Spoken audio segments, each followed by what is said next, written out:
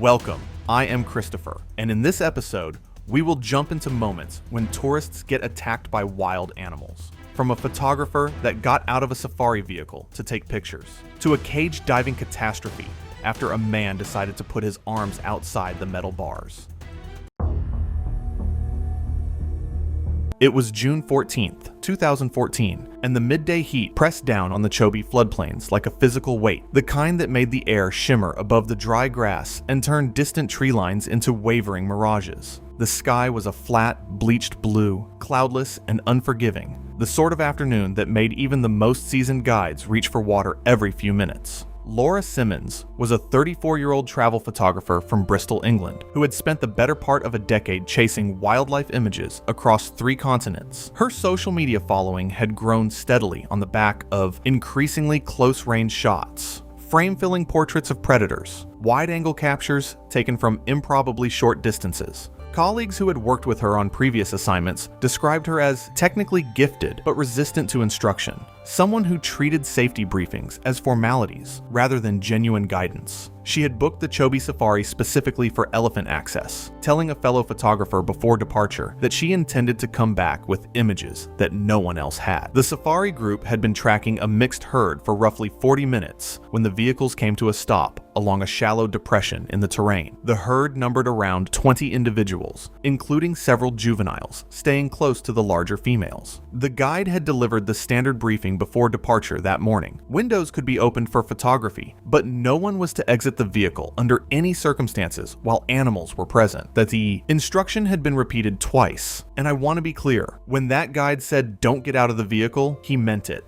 That wasn't a suggestion. African elephants are the largest land animals on Earth, with adult bulls regularly exceeding 6 tons. Despite their size, they are capable of covering ground at speeds approaching 25 kilometers per hour when agitated, and their charges offer almost no reaction time for anyone caught in the open. Even outside of must, bulls guarding a herd can respond aggressively to perceived threats, and any elephant perceiving danger to calves will respond with immediate and overwhelming force. Laura had been shooting from the window for several minutes when she opened the vehicle door. The guide's instruction to stop was immediate and firm. She stepped down anyway, moving several meters from the vehicle toward a clearer sightline, her camera raised. A second warning came from the guide, louder this time. Other passengers later recalled that she had acknowledged it with a brief wave of her hand without turning around. This is the part that gets me every time. She waved him off, didn't even turn around. A large bull at the edge of the herd had been watching since the door opened. His ears, which had been fanning slowly in the heat, flattened against his skull. His head dropped slightly, trunk curling upward, posture that the guide recognized immediately and responded to with a shout. The bull covered the distance between himself and Laura in a matter of seconds. 6 tons, moving at 25 kilometers an hour, and she's standing in the open with a camera. She had no time to retreat to the vehicle. The impact knocked her violently off her feet and threw her across the hard earth. The bull stood over her briefly before the guide's sustained horn blasts, and the engine noise caused him to pull back toward the herd. Other passengers remained frozen in the vehicle. The guide radioed for emergency assistance while keeping the engine running and positioning the vehicle between Laura and the herd. She was conscious but unable to move. Her breathing labored. She had sustained multiple broken ribs and a significant concussion, with additional bruising across her back and left shoulder consistent with the force of the impact. Emergency responders reached the location after a considerable delay given the remoteness of the terrain. Laura was evacuated and received treatment, eventually recovering over several weeks. Park authorities reviewed the incident and issued a formal report noting that the guide had followed correct procedure throughout. No action was taken against the safari operator. The elephant herd moved on undisturbed, the bull rejoining the group within minutes of the incident as though nothing had occurred. It was June 14th, 2015, in the Serengeti National Park, Tanzania. The golden light of mid-morning illuminated the endless grasslands where the Great Migration had drawn tourists from around the world. The landscape was dotted with safari vehicles, each maintaining careful distance from wildlife. Daniel Mercer was 31 years old. He worked on his family's cattle farm outside Sydney and had spent his entire life around domesticated livestock. He had somehow concluded that this experience translated to African wildlife. He had joined a guided group safari, one of 8 tourists packed into a modified Land Cruiser with a pop-up roof designed for optimal wildlife viewing. The guide was a Tanzanian man named Joseph, who had spent 15 years navigating these plains. He had delivered the standard safety briefing with the weary tone of someone who had given it hundreds of times and still occasionally watched tourists ignore it. They encountered a lone Cape buffalo bull grazing approximately 40 meters from the road. His massive horns curved upward in the distinctive boss formation that made him instantly recognizable as one of Africa's most dangerous animals. Cape buffalo are responsible for more hunter and tourist deaths than any other large animal on the continent. Joseph explained that buffalo were unpredictable and aggressive, known to charge without warning. He noted that this was particularly true of old bulls like this one, who had likely been expelled from his herd and was now irritable and territorial. Daniel announced that the buffalo looked just like the cows back home and that he wanted to get closer for a photo. Joseph explained that Cape buffalo were not like the cows back home and that approaching one on foot was prohibited and dangerous. Daniel explained that he had grown up around cattle and knew how to handle them. He then exited the vehicle. Cape buffalo can weigh up to 2,000 pounds, stand over 5 feet tall at the shoulder, and possess horns that can gore through a vehicle door. They can reach speeds of 35 miles per hour, despite their bulk. They are known for their tendency to circle back and attack again, even after being wounded. They hold grudges, remember threats, and have been documented ambushing hunters who wounded them days earlier. Daniel walked toward the buffalo with his hand extended, making soft clicking noises, of the sort that might calm a nervous heifer. The buffalo raised his head and stared at Daniel with focused attention. Daniel interpreted this as interest. At approximately 20 meters, the buffalo's body language shifted. His head lowered slightly, his muscles tensed, his tail lifted. These are the warning signs that precede a Cape buffalo charge.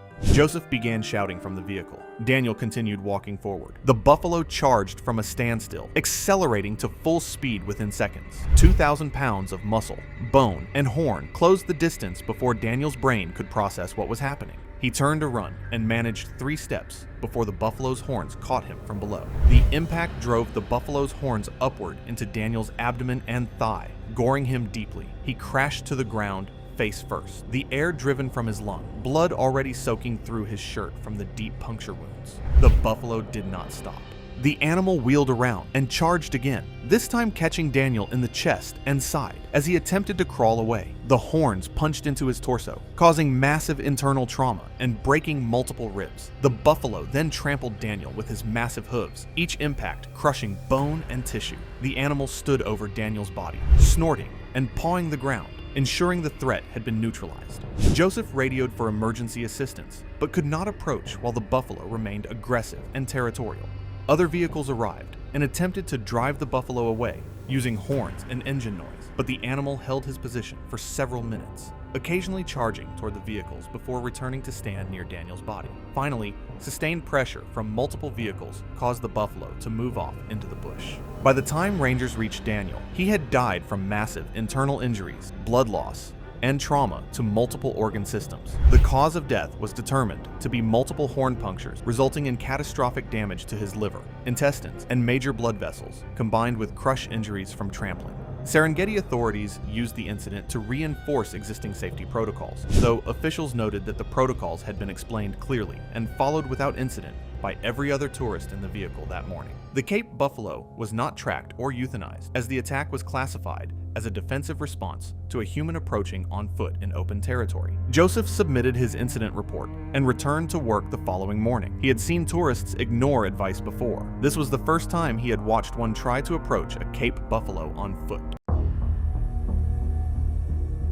It was September 16, 2018, Gallatin National Forest, Montana. A canyon trail running through dense brush with rock walls rising on both sides. The terrain funneled movement in one direction and limited visibility to a short stretch ahead. Sound carried differently in the canyon depending on the wind. It was a known grizzly bear country, and both hikers knew that before they started. Aaron Whitfield was 39. He worked as a structural engineer for a firm in Bozeman and had been hiking seriously since his early 20s. He had introduced Jess to trail hiking not long after they met, and over the years she had grown comfortable on most terrain, though she still deferred to him on route decisions and gear. They had been married for 11 years. Their youngest daughter had just left for boarding school the previous month, the last of their children to go, and the house had been quieter than either of them had expected. The trip had been Aaron's suggestion, just the two of them, the way things had been before the children came. Jess had agreed without hesitation. Their youngest had just left for boarding school. The house was quiet for the first time in years. Aaron suggested the trip, and Jess agreed without hesitation. I keep thinking about how normal that sounds, how ordinary the reason for going was. Jess Whitfield was also 39. She worked as a practice manager at a dental clinic in Bozeman. Hiking was not something she had grown up with. Aaron had brought her into it gradually, and she had come to enjoy it, particularly the longer canyon routes, where the terrain felt dramatic without being technical. She trusted his judgment on the trail the way she trusted it most places.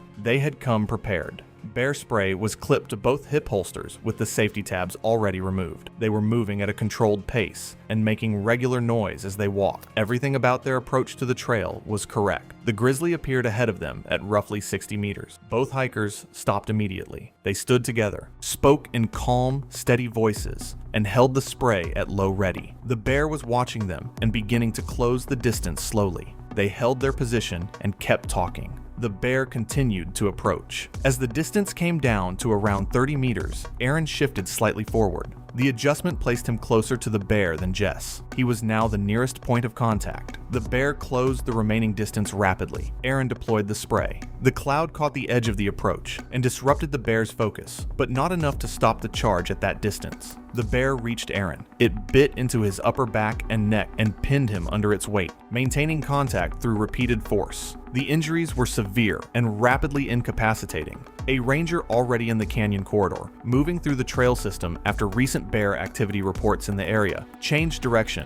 when human voices shifted from routine noise to distress. Coming into a position. With sightlines to the trail, the ranger deployed bear spray from a distance that allowed the cloud to form fully.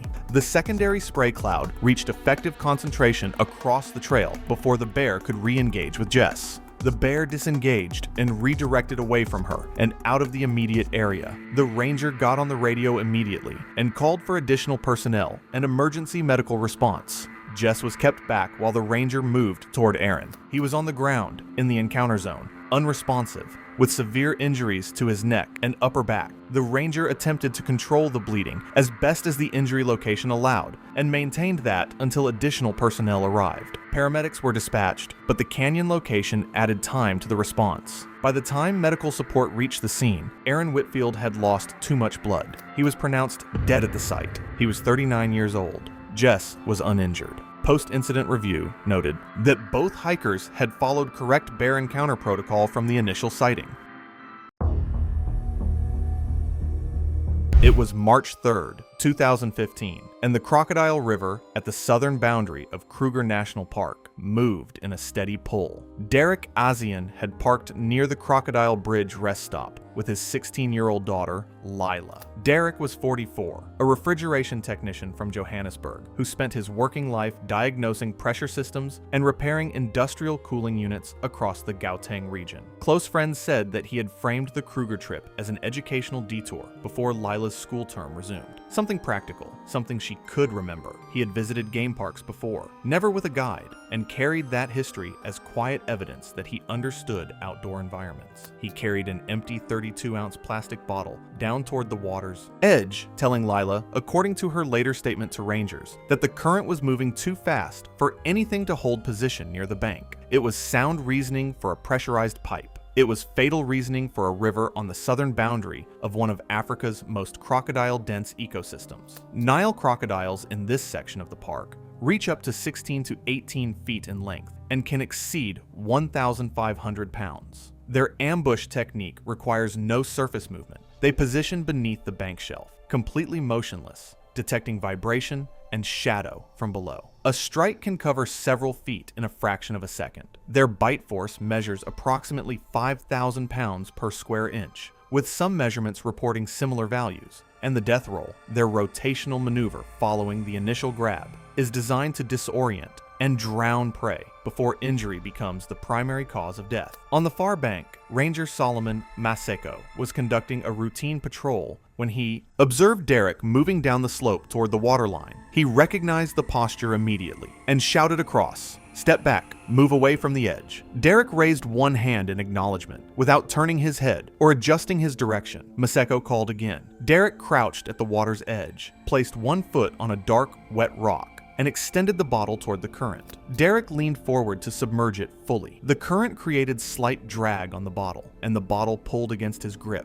forcing him to lean farther to compensate. He was mid-crouch, weight distributed forward, when the crocodile came from directly beneath the bank shelf. Maseko had no way to cross the river. He had done everything available to him. What Maseko described in his incident report was a single upward snap, no visible surface approach, no warning movement, followed by the sharp break of water, and Derek being pulled forward at the waist. The bottle left his hand immediately. His upper body was below the surface, within 2 seconds of initial contact. His legs struck the flat rock once, audibly, before being dragged fully into the river. Lila's scream carried across the water as Maseko reached for his radio. The death roll began almost immediately. Maseko observed a tight rotation of disturbed water and suspended silt lasting under 30 seconds before the surface settled. A 1,500-pound animal rolling at full torque generates immense rotational force, capable of fracturing joints and tearing connective tissue rapidly. The chest compresses, blood flow to the brain stops, and the lungs fill.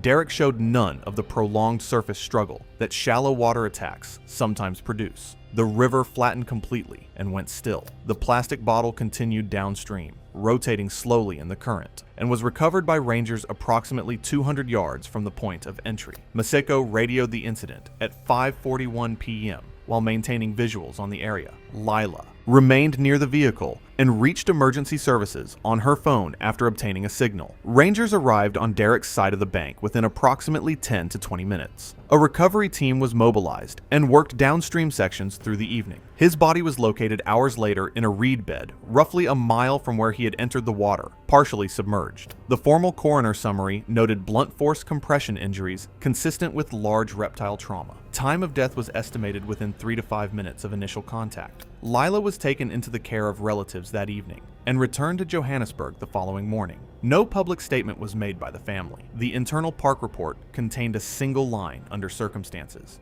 Guest exited vehicle and approached waterline despite verbal warning. The Crocodile Bridge rest stop remained open. Warning signs were already posted at the entry point and along the slope leading to the bank. The river continued at the same steady pull it had maintained all afternoon, indifferent and unchanged.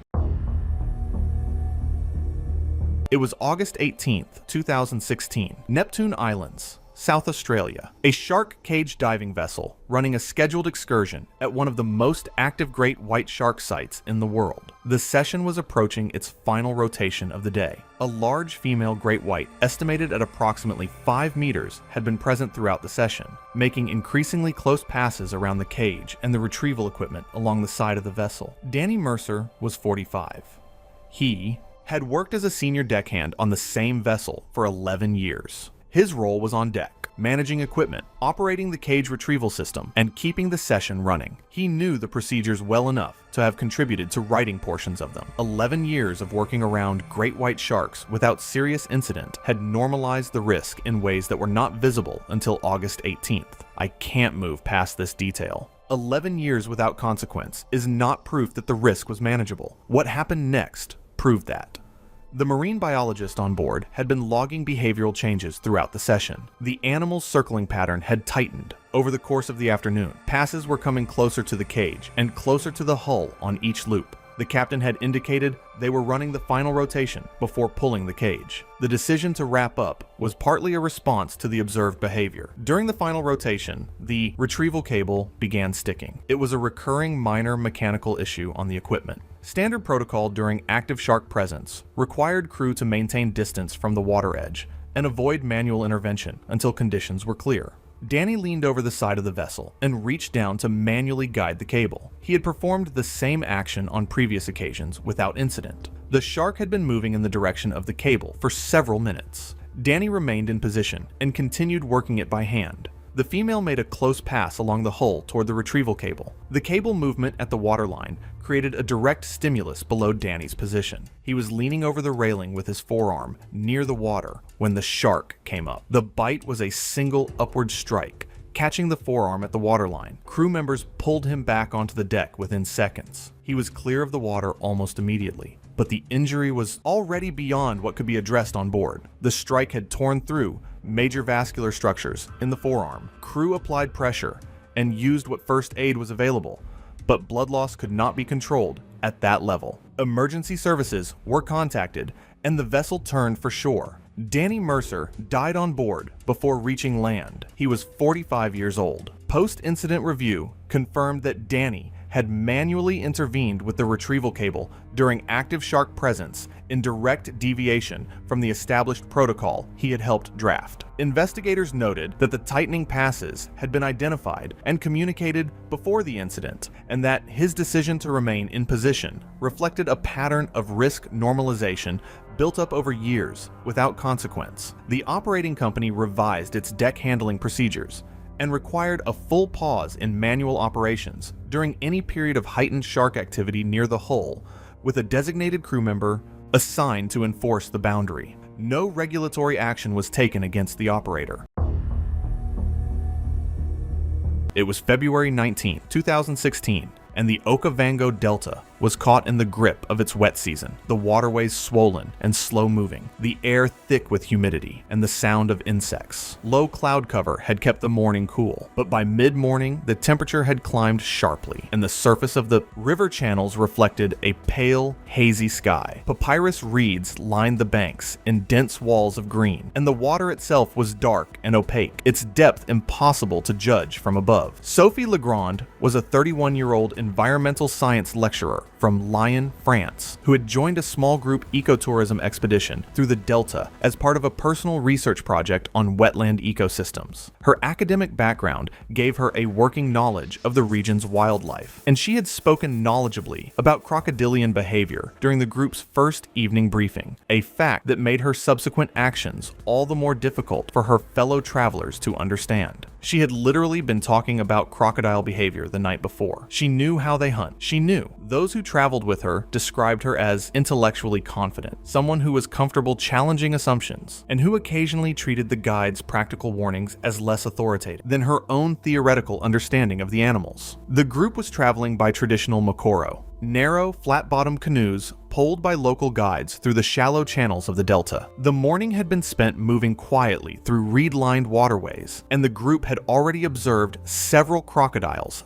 basking on exposed mud banks. The guide had given a clear instruction at the start of the journey. No hands, cameras, or equipment were to be extended over the side of the canoe, and no one was to lean beyond the gunwale under any circumstances. The instruction had been reinforced each time a crocodile was spotted. Nile crocodiles are among the most dangerous predators on the African continent. Adult specimens regularly exceed 4 meters in length and can weigh upward of 500 kilograms. Their attack behavior is defined by patience and concealment. They are capable of remaining almost entirely submerged for extended periods, with only their eyes and nostrils above the waterline, and their strike is initiated from stillness, with almost no visible warning. Sophie had been photographing a large crocodile lying motionless on a mud bank approximately 3 meters from the canoe when she shifted her position to improve her angle. The guide's warning came immediately. She adjusted slightly but continued leaning, her camera arm extended well past the side of the canoe. The crocodile on the bank had not moved. What no one in the group had noticed was a second, larger animal lying just below the surface on the opposite side of the canoe, visible only as a faint shadow against the dark water. And this is the thing about the Okavango, that water is dark. You are never looking at one crocodile. You are never looking at the only crocodile. The strike came from below and to the left. The crocodile's jaws closed on Sophie's right hand and part of her forearm with a force that the guide later described as sounding like a heavy object being slammed against wood. The canoe rocked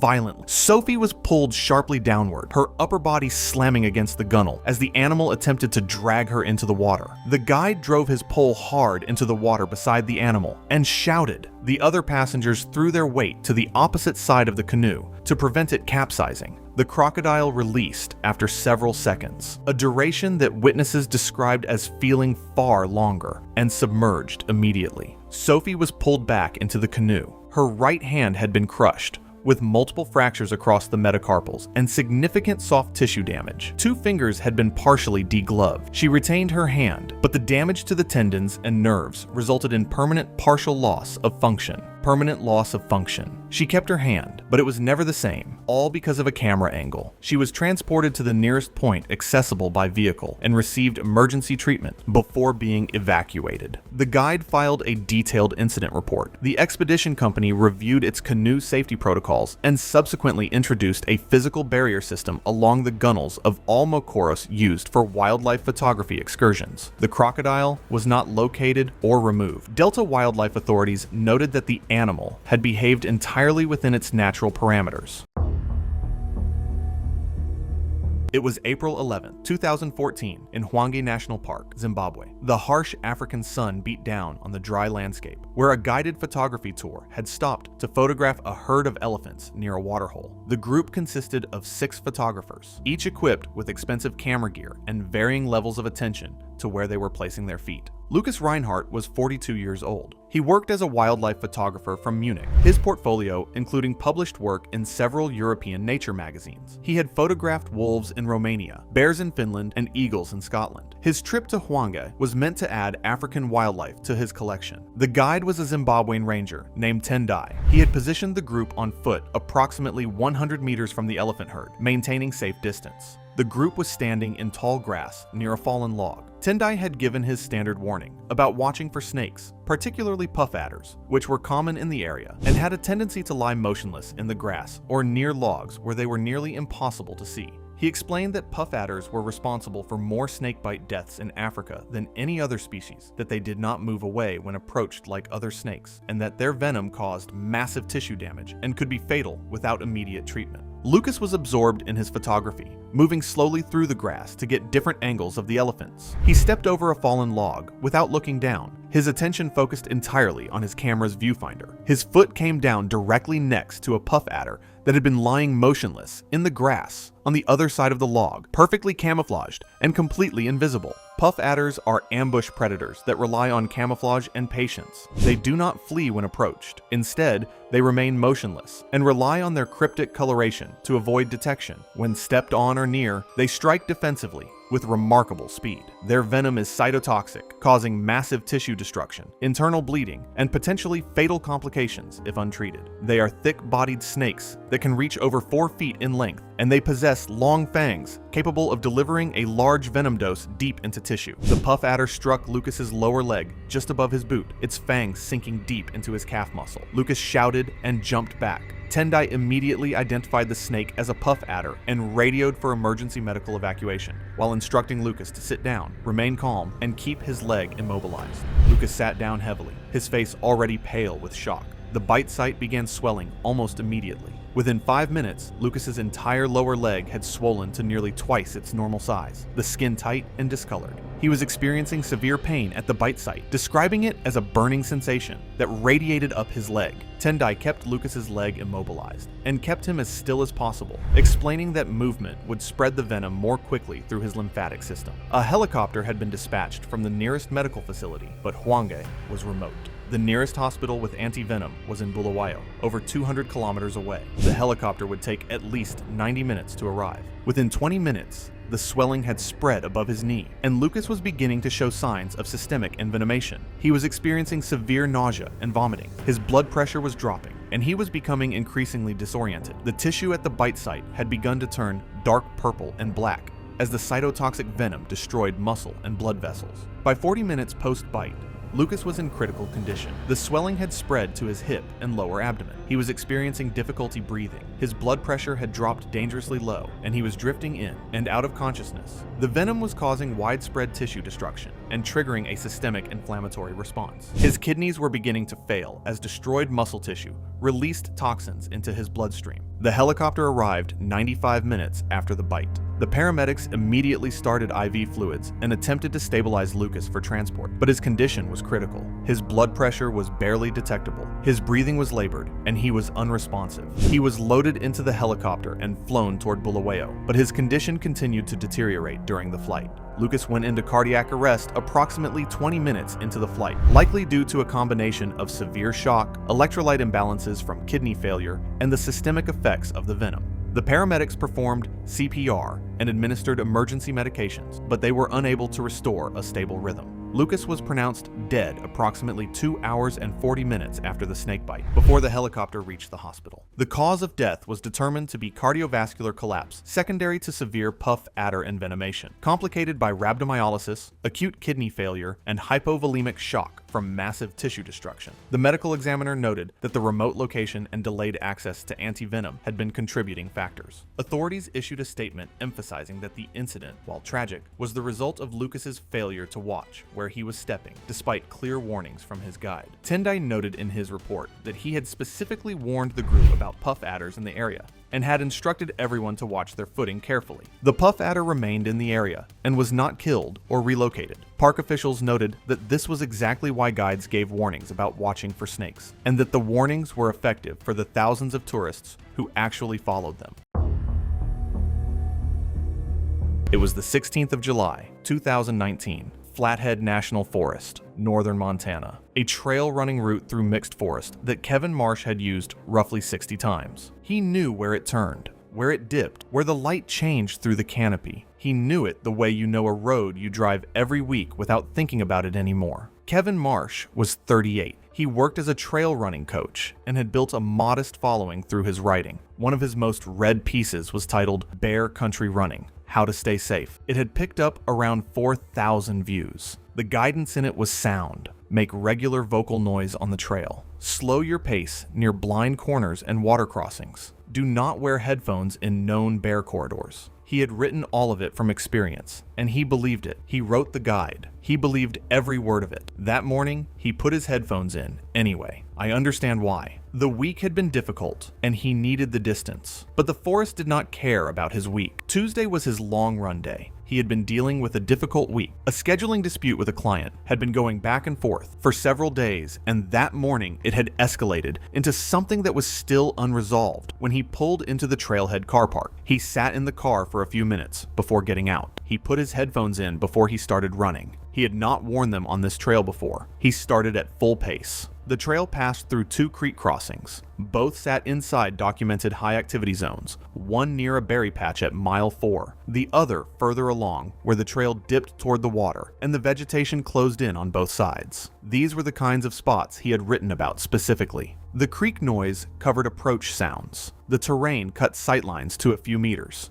Anyone moving fast and not making noise was invisible to the environment, and the environment was invisible to them. He passed the first creek without incident. The music was playing. His pace was steady. Somewhere near mile 4, a disturbance moved through the brush ahead of him, a brief shift. In the vegetation, then stillness. He did not register it. He kept running. The second creek crossing came up the way it always did. The trail curved left and dropped slightly before opening onto the bank. He had run this section dozens of times in every season. His pace did not change as he came around the curve. The grizzly was at the waterline with its head down, feeding. The bear may have been aware of something approaching, but not enough to identify it as a threat before the distance collapsed. The creek covered the sound of his footsteps, and the headphones covered Kevin's ears. By the time either of them had any awareness of the other, Kevin was already within roughly 10 meters and still moving at running pace. At that distance, a startled grizzly does not have time to assess, and neither does a person.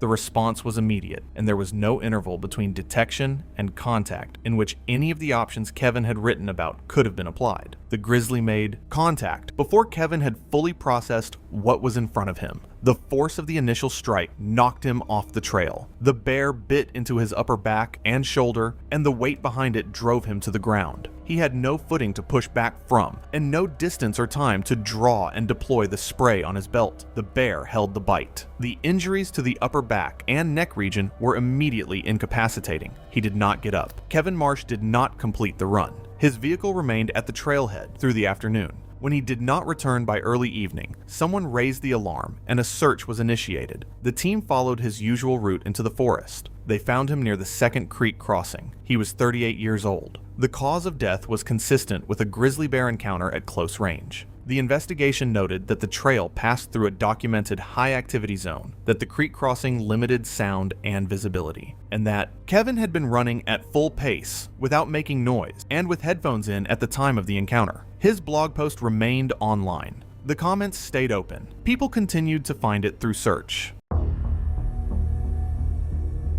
It was August 14th, 2016, and the dry season had reduced the Amboseli Basin to cracked earth and yellowed scrub.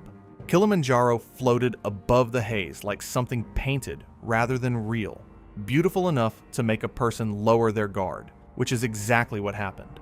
Rod Stanton, 54, had spent 31 years in municipal road maintenance. He had color-coded planners, laminated hazard cards in his work truck, a man who understood better than most that ignoring warning signs costs lives. He had semi-retired 8 months before the trip, but still consulted 2 days a week. His wife Cheryl, 51, worked part-time at a dental clinic front desk and had taken up wildlife photography 2 years prior.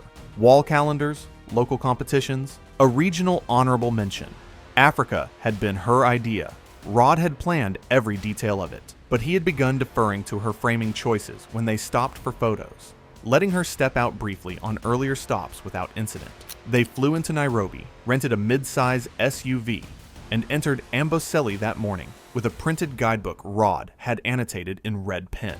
He had flagged several sections, including a red-bordered warning box on solitary bull elephants, unpredictable behavior, tendency toward aggression, approach distance not less than 100 feet. The page was open on the dashboard when they stopped. A vehicle operated by their guide, Daniel Kibet, 32, had been trailing the Stantons for roughly 20 minutes. He had watched their pattern. Frequent stops, doors opening, Cheryl stepping out to clear her frame.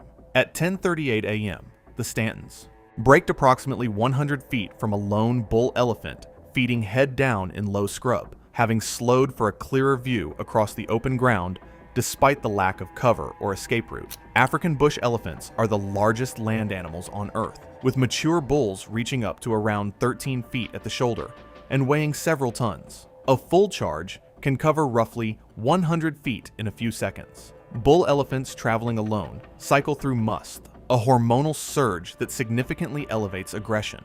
In musth, a bull charges with minimal provocation, and the charge is rarely a bluff. Kibet sounded his horn once and accelerated forward, angling his vehicle slightly toward theirs to close distance and discourage them from exiting. Both SUV doors opened within seconds of the vehicle stopping.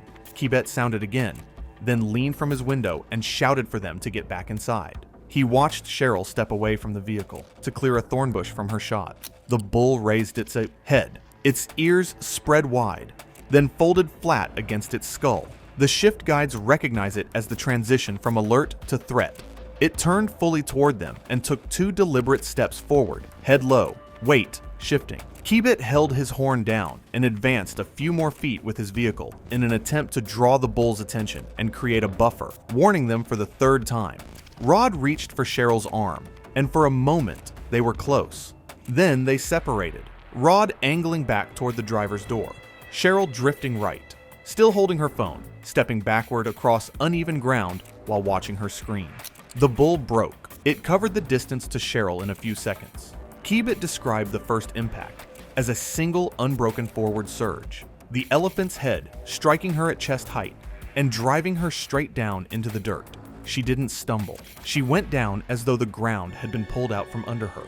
The first forefoot came down across her midsection. The second followed within a single stride. Dust rose from both contact points. Cheryl did not move after the first impact. The bull pivoted. Rod had reached the driver's door and was pulling the handle. It didn't open. The vehicle had been locked with the key fob when they stepped out, and in the confusion, he fumbled the fob and dropped it into the dirt beside the front tire. He looked down briefly, then moved along the side of the SUV toward the rear without retrieving it. The rear door came open halfway. The elephant reached him before he cleared the frame. Kibet reported the bull struck with its forehead first, driving Rod against the door jamb and forcing him down to the ground beside the rear wheel. The door folded inward. The bull shifted its weight over him for 3 to 4 seconds, Kibet's estimate, then stepped back, swung its head once at the vehicle body, and walked away at a steady pace into the scrub. Kibet radioed park control at 10:45 a.m. after maintaining position in his vehicle and keeping the horn engaged until the bull had moved a safe distance away. He approached in his vehicle first, stopping short, then stepping out only after confirming the bull had continued into the scrub and was no longer oriented toward the scene after roughly 25 seconds of stillness. The first Ranger unit arrived at 11:03 a.m., delayed by distance from the nearest patrol route across the floodplain tracks. Both victims were declared deceased on site. Cheryl Stanton died of crush trauma to the chest and abdomen. Rod died of blunt force and compression injuries to the thorax and skull, consistent with being pinned beneath a large animal. The Kenya Wildlife Service logged the incident as a visitor conduct fatality. Kibet's account was accepted without dispute. No disciplinary action was taken against park staff. It was May 18th, 2018. Gansby, Western Cape, South Africa. A shark cage diving vessel operating roughly 2 miles off a coastline, known internationally for great white shark activity. The water was cold and visibility was moderate. The operation was commercial, licensed, and running a scheduled excursion with paying participants. Theo Mercer was 31. He worked as a furniture restorer out of a small workshop in his hometown. He was good with his hands and comfortable in physical environments. He had done some recreational diving before, mostly shallow reef dives, where the wildlife was manageable and the stakes were low. He had no experience with large predatory species. People who knew him described him as someone who trusted his own judgment, confident around animals, and comfortable enough in unfamiliar situations to push at the edges of them. He had planned the trip alone. He had told friends beforehand that he wanted something closer than watching from a boat. He described the dive as a chance to finally be face to face with something real. Before entry, the crew ran a full safety briefing. The rules were printed on a laminated board mounted at the entry point. They were read aloud before anyone entered the water. One rule was given more emphasis than the others. Keep all body parts inside the cage at all times. It was repeated again just before Theo entered. He acknowledged it. He went in. The cage was functioning as designed. The barrier between the participants and the actively baited water outside it was intact. Other marine life had already made several passes during the excursion. Approximately 20 minutes into the dive, a large great white approached on a slow lateral pass. It came close, within inches of the vertical bar spacing, close enough to see clearly, close enough to fill the space in front of the cage completely. Theo released his grip on the inner bar with one hand. He moved toward the top opening of the cage and pushed his hand and forearm out through the gap above the frame into open water, reaching slightly toward the shark as it passed. He had been around smaller reef sharks before, and nothing had happened. He carried that experience into a situation where it did not apply. I just wonder what makes him think that the shark was his friend. The great white was not a reef shark. It was not indifferent to movement in its proximity. It was a large apex predator operating in actively baited water, conditioned to associate that environment with food, and responding to a new movement stimulus the way large apex predators do. The shark reacted the moment the arm entered its space. The bite was single, rapid, and severe. Its jaw closed at close to full arm extension, with a force that left no window for withdrawal. The strike caused immediate traumatic injury to the arm, severing major vessels and causing blood loss that began at a rate the crew had no means to control. Crew members at the surface moved immediately, pulling Theo back through the cage, opening and onto the vessel. The extraction was complicated by the injury. He was out of the water within minutes, but the damage was already done. The wound was not survivable without immediate surgical intervention. The vessel was roughly 2 miles offshore. What was available on board was not sufficient for vascular trauma of that severity. Blood loss continued as the vessel made for shore. Emergency services had been contacted the moment he was back on deck. Theo Mercer died on board before the vessel reached the coast. He was 31 years old. Post-incident review confirmed that the safety briefing had been conducted in full, that the cage was intact and had performed as intended, and that the injury occurred entirely as a result of the arm being extended through the top opening of the cage into actively baited water. The single rule that had been emphasized and repeated before entry had not been followed. The operating company reviewed its protocols and made adjustments to the physical cage design to reduce the gap available at the top opening. No regulatory action was taken against the operator.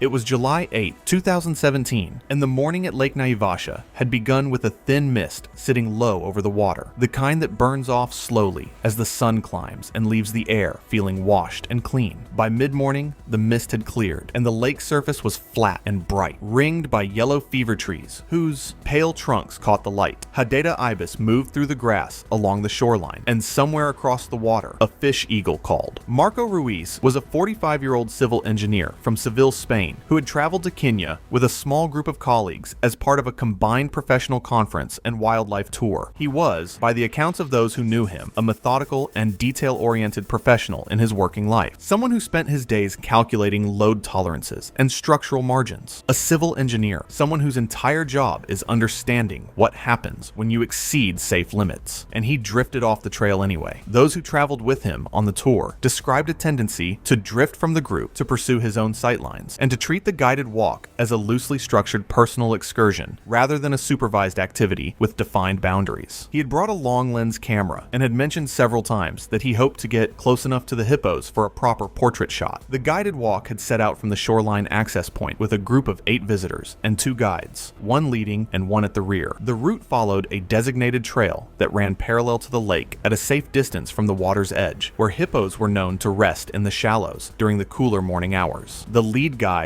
had given a thorough briefing before departure, covering the behavior of hippos specifically, their territorial nature, their speed on land, and the absolute requirement to remain on the trail and within the group at all times. Hippopotamuses are responsible for more human fatalities in Africa than almost any other large land animal. Despite their bulk, adult males can exceed 1,500 kilograms. They are capable of reaching speeds of approximately 30 kilometers per hour on land over short distances, faster than most people can run. Their territorial instinct is extreme, and they will charge anything they perceive as encroaching on their space, whether in water or on land. Marco had fallen behind the group by the time the trail reached its closest point to the water. The rear guide had called to him twice to close the gap. He had acknowledged both calls, but continued moving at his own pace, angling slightly toward the water, where a large male hippo was visible in the shallows, roughly 15 meters from the bank. The rear guide called him twice. He heard it both times. He just kept walking toward the water. He left the trail entirely, moving through low grass toward the water's edge to improve his camera angle. The hippo had been watching since Marco left the trail. The animal came out of the water with a speed that witnesses on the trail described as shocking, a sudden eruption of movement and spray that gave almost no time for warning, faster than most people can run. Coming out of water, and Marco was standing in the grass alone. The rear guide shouted, "Move toward Marco," but the hippo covered the distance to the bank in seconds. It struck him from the side, knocking him off his feet, then lunged over him as he fell, jaws snapping, its massive body driving into him before the guide's air horn and the noise from the rest of the group caused it to veer away and return toward the water. Marco had sustained a fractured tibia and fibula in his right leg, along with 3 broken ribs and significant bruising across his hip and lower back. He was conscious and in severe pain. The guides immobilized his leg, using materials from the emergency kit carried on all walks, and radioed for vehicle assistance. He was transported to receive medical treatment and required surgery on his leg. Recovery took several months, and he was left with a permanent reduction in mobility in the affected leg. Park authorities reviewed the incident and issued updated guidance to all licensed walking safari operators in the area. The hippo was not disturbed. Marco later gave a written statement acknowledging that he had left the designated trail against explicit instruction.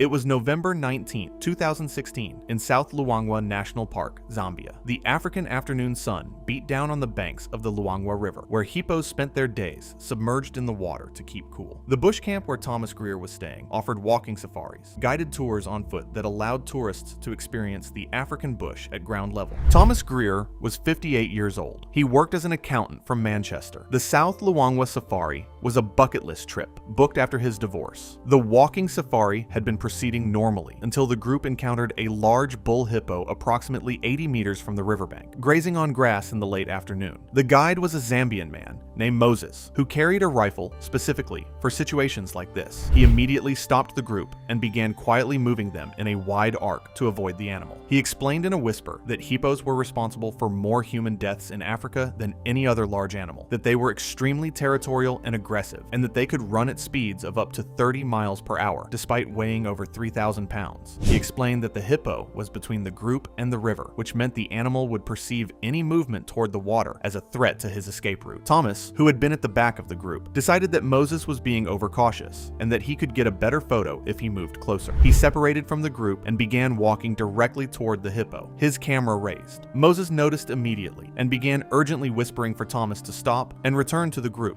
Thomas waved him off and continued walking. Hippos have poor eyesight but excellent hearing. The hippo's head lifted from grazing, his small ears rotating toward the sound of Thomas's footsteps. At approximately 40 meters, the hippo turned to face Thomas directly. His mouth opened in a massive yawn. Not a sign of tiredness, but a threat display, revealing canine teeth that can reach 20 inches in length and bite force that can crush a crocodile's skull. Thomas continued walking forward. At approximately 25 meters, the hippo's body language shifted. His head lowered, his ears pinned back, and he began moving toward Thomas. Moses began shouting now, ordering Thomas to move sideways away from the hippo and away from the river. Thomas finally stopped walking forward, but he did not move sideways. He stood still. The hippo did not lose interest. At approximately 15 meters, the hippo charged. Despite weighing over 3,000 pounds, hippos can accelerate to 30 miles per hour in short bursts.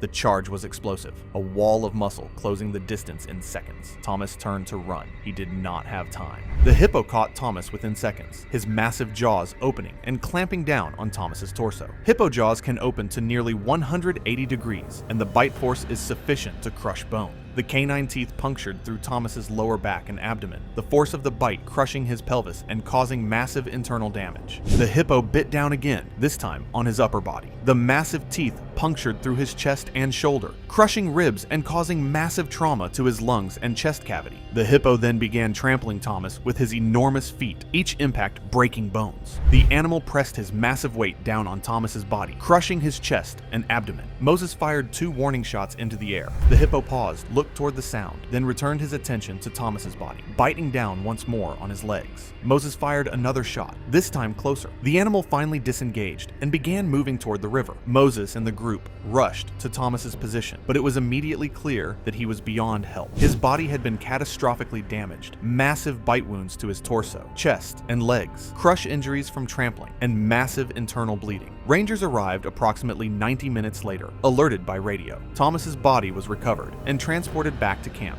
The cause of death was determined to be massive trauma from multiple hippo bites, resulting in crushed organs, broken bones throughout his body, and catastrophic blood loss. South Luangwa authorities issued a statement emphasizing that the attack was entirely preventable and resulted from Thomas's decision to separate from his group and approach a hippo against his guide's explicit warnings. The hippo was not tracked or euthanized, as the attack was classified as a defensive response to a perceived threat to the animal's escape route. Moses requested a week off before returning to work. He had fired his rifle in defense of tourists before, but he had never watched someone ignore every warning and walk directly into a hippo attack. It was August 3rd, 2015. Route National Forest, Colorado. A dispersed backcountry campsite in mixed forest terrain, known for black bear activity. The kind of site experienced campers find without much effort, quiet, off the main routes. The sort of place that feels familiar the moment you set up. Gary Tipton was 45. He worked as a high school geography teacher in Pueblo, Colorado. He had been car camping for years and had completed 40 trips across 11 states before this one. He had never used proper food storage methods on any of them. No bear hang, no bear. Box. No separation between food and sleeping area. Nothing had ever happened. 40 trips and not a single problem. That record was the most important thing he carried into every campsite. 11 states. Not one problem. I want to be honest. If I had that record, I might start to think the same way he did. That is what makes this case so easy to understand and so difficult to watch unfold. This campsite had a bear box. It was a 10-minute walk from where he pitched his tent. He noted it when he arrived and did not use it. He cooked bacon at 6 in the evening. The high-fat cooking residue moved through the trees the way it does, heavy and far-reaching. He cooked again at 10 at night, a late meal before bed. He left the residue on the stove where it sat. Before he got into his sleeping bag, he applied scented lip balm and placed his food bag in the tent vestibule, the covered outer section of the tent, separated from where he was sleeping by a single layer of tent fabric. His hiking partner was camped roughly 30 meters away. The partner had hung their food using a proper PCT hang, suspending it well away from the sleeping area with no food odors left near the tent. The two camps sat in the same forest that night under different conditions. locations.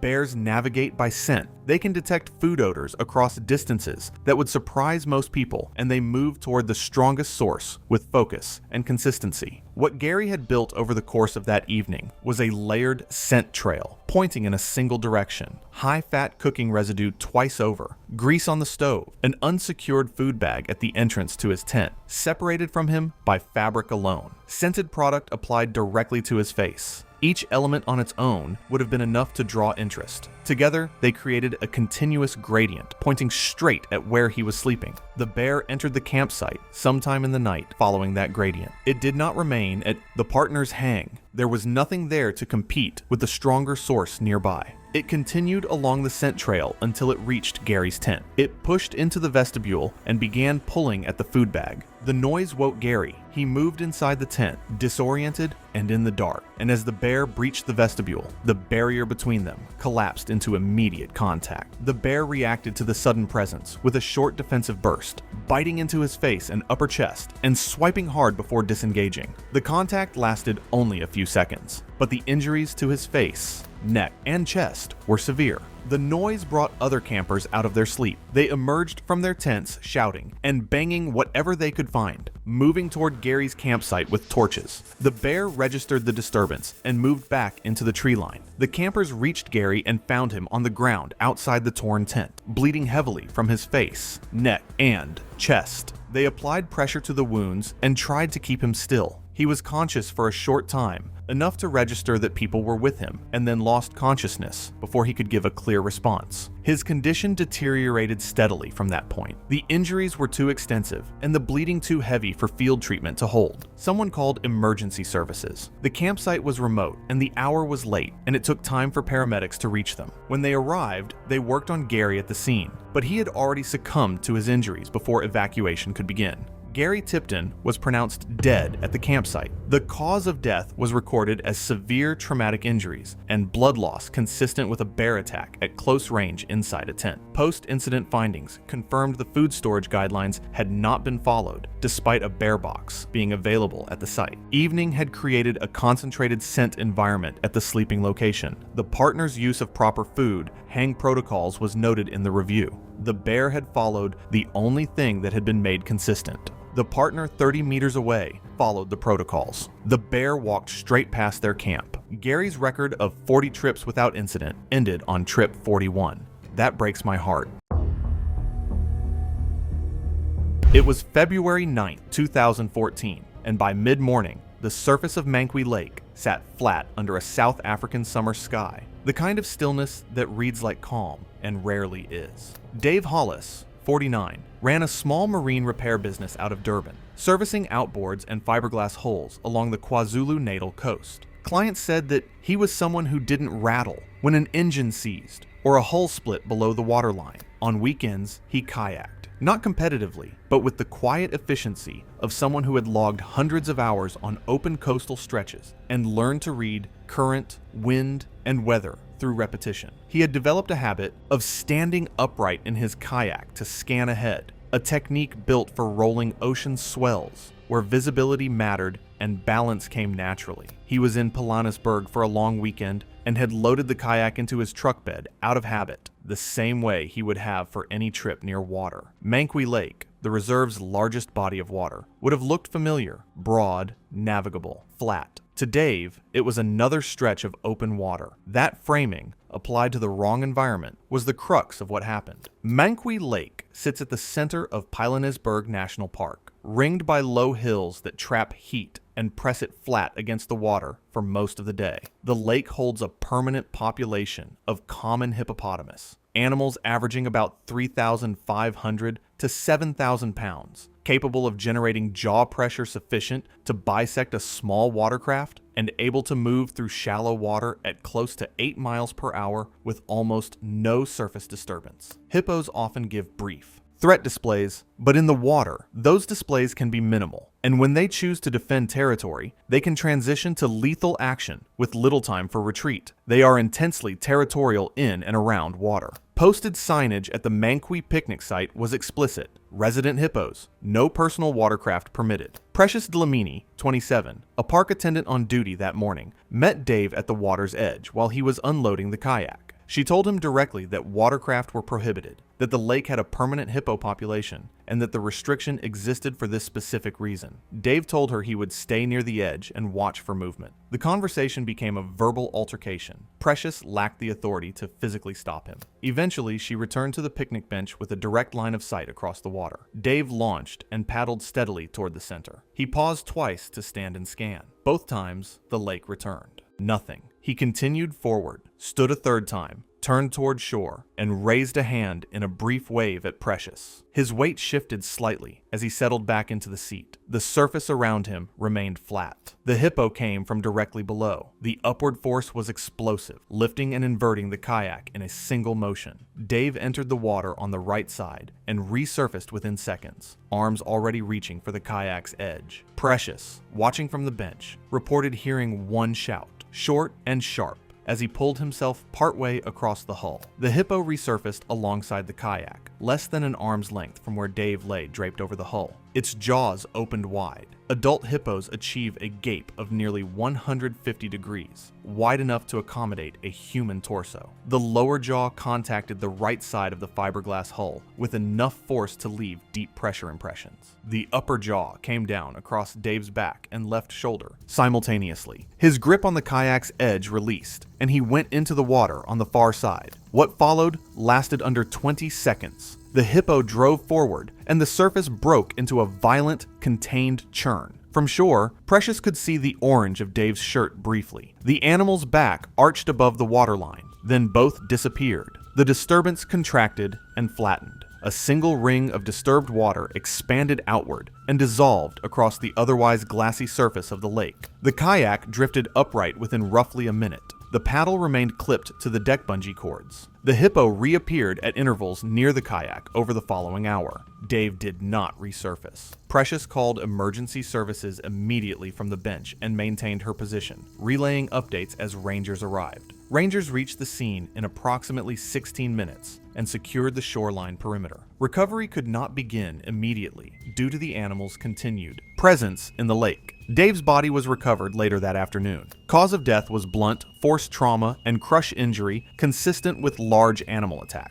The victim sustained catastrophic compression damage to the thoracic cavity, including multiple rib fractures on the left side and severe injury to the left lung. Lacerations consistent with large canine teeth were documented across the upper back and left shoulder. Drowning was listed as a contributing factor. Dave's kayak was recovered, floating upright near the center of the lake. The hull carried deep pressure indentations along the right side, consistent with jaw contact from a large adult hippopotamus. The paddle remained clipped to the deck. Precious Dlamini provided a full statement to rangers the same afternoon. In the days that followed, Pilanesberg issued a brief advisory reiterating the prohibition on personal watercraft at Manquis Lake. The posted signage was reviewed and confirmed to be clearly visible from the exact launch point Dave had used. The kayak was cataloged and held as part of the incident report. No policy changes were recommended. The rules had already said no.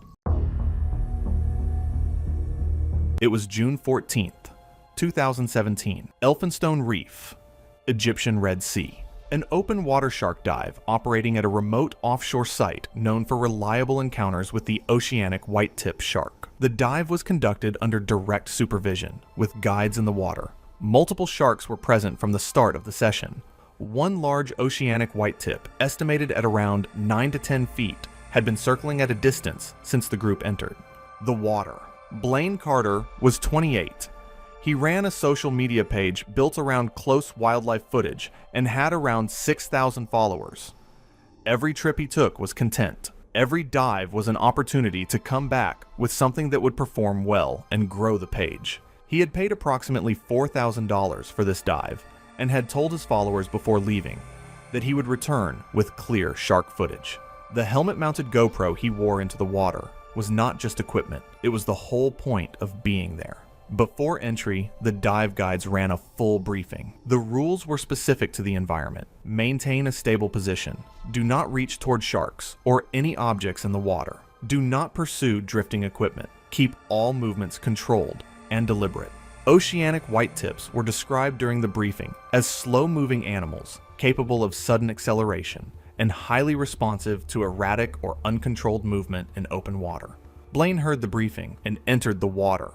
The first portion of the dive went without incident.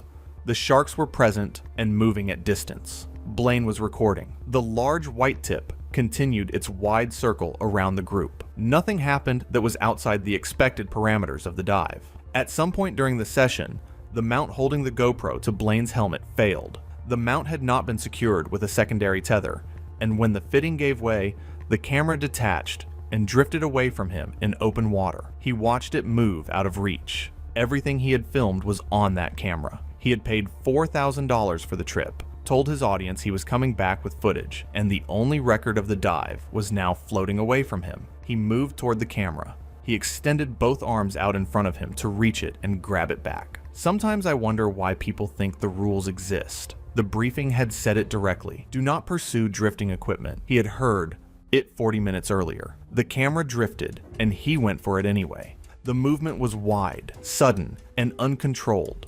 Both arms extended away from his body in open water, with a species briefed specifically as reactive to exactly that kind of stimulus. The guides were positioned several meters away, managing the rest of the group, and could not reach him before the situation developed. He got his hands on the camera. As he pulled back, his posture was still off balance, both arms still extended and away from his body. His attention divided between the camera and reorienting himself. The white tip accelerated from its position and closed the distance. The bite landed on the exposed arm during the recovery phase, single and rapid. The animal disengaged immediately, consistent with investigative bite behavior in the species. The forearm sustained severe vascular damage. The brachial artery was compromised, and blood loss was significant from the first moment. The guides reached him and got him out of the water and onto the vessel as fast as they could manage. Survival depended on rapid surgical intervention that was not achievable in the time available.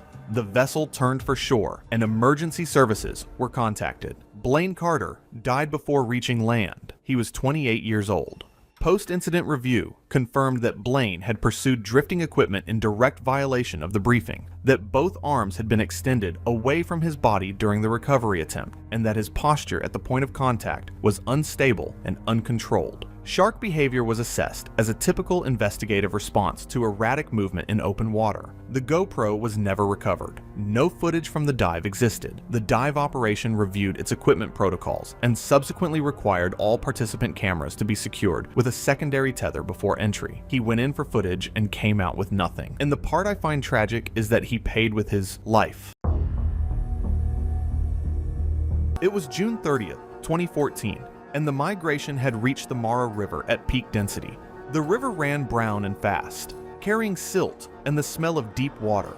Wildebeest were stacked along the far bank in numbers that made the ground appear to move. Crocodiles held position mid-channel, partially submerged, waiting. Along the near bank, hippos floated with most of their mass below the surface, just the broad curve of their backs and the flat planes of their heads visible above the waterline. Rangers had been issuing briefings at the site since morning. The instructions covered a hazard not visible from the barrier. Hippos move between grazing ground and deeper water continuously throughout the day, using routes along the shoreline screened by reeds and tall grass. Those routes pass through areas that look, from the platform, like empty bank. They are not empty. Thomas Brouwer, 29, was a German national traveling independently through East Africa. He had identified the crossing as the centerpiece of his itinerary and arrived at the viewing platform that morning with a phone and a specific image in mind, himself in the foreground, the crossing behind him. He spotted a hippo resting near the reeds a few meters from the bank.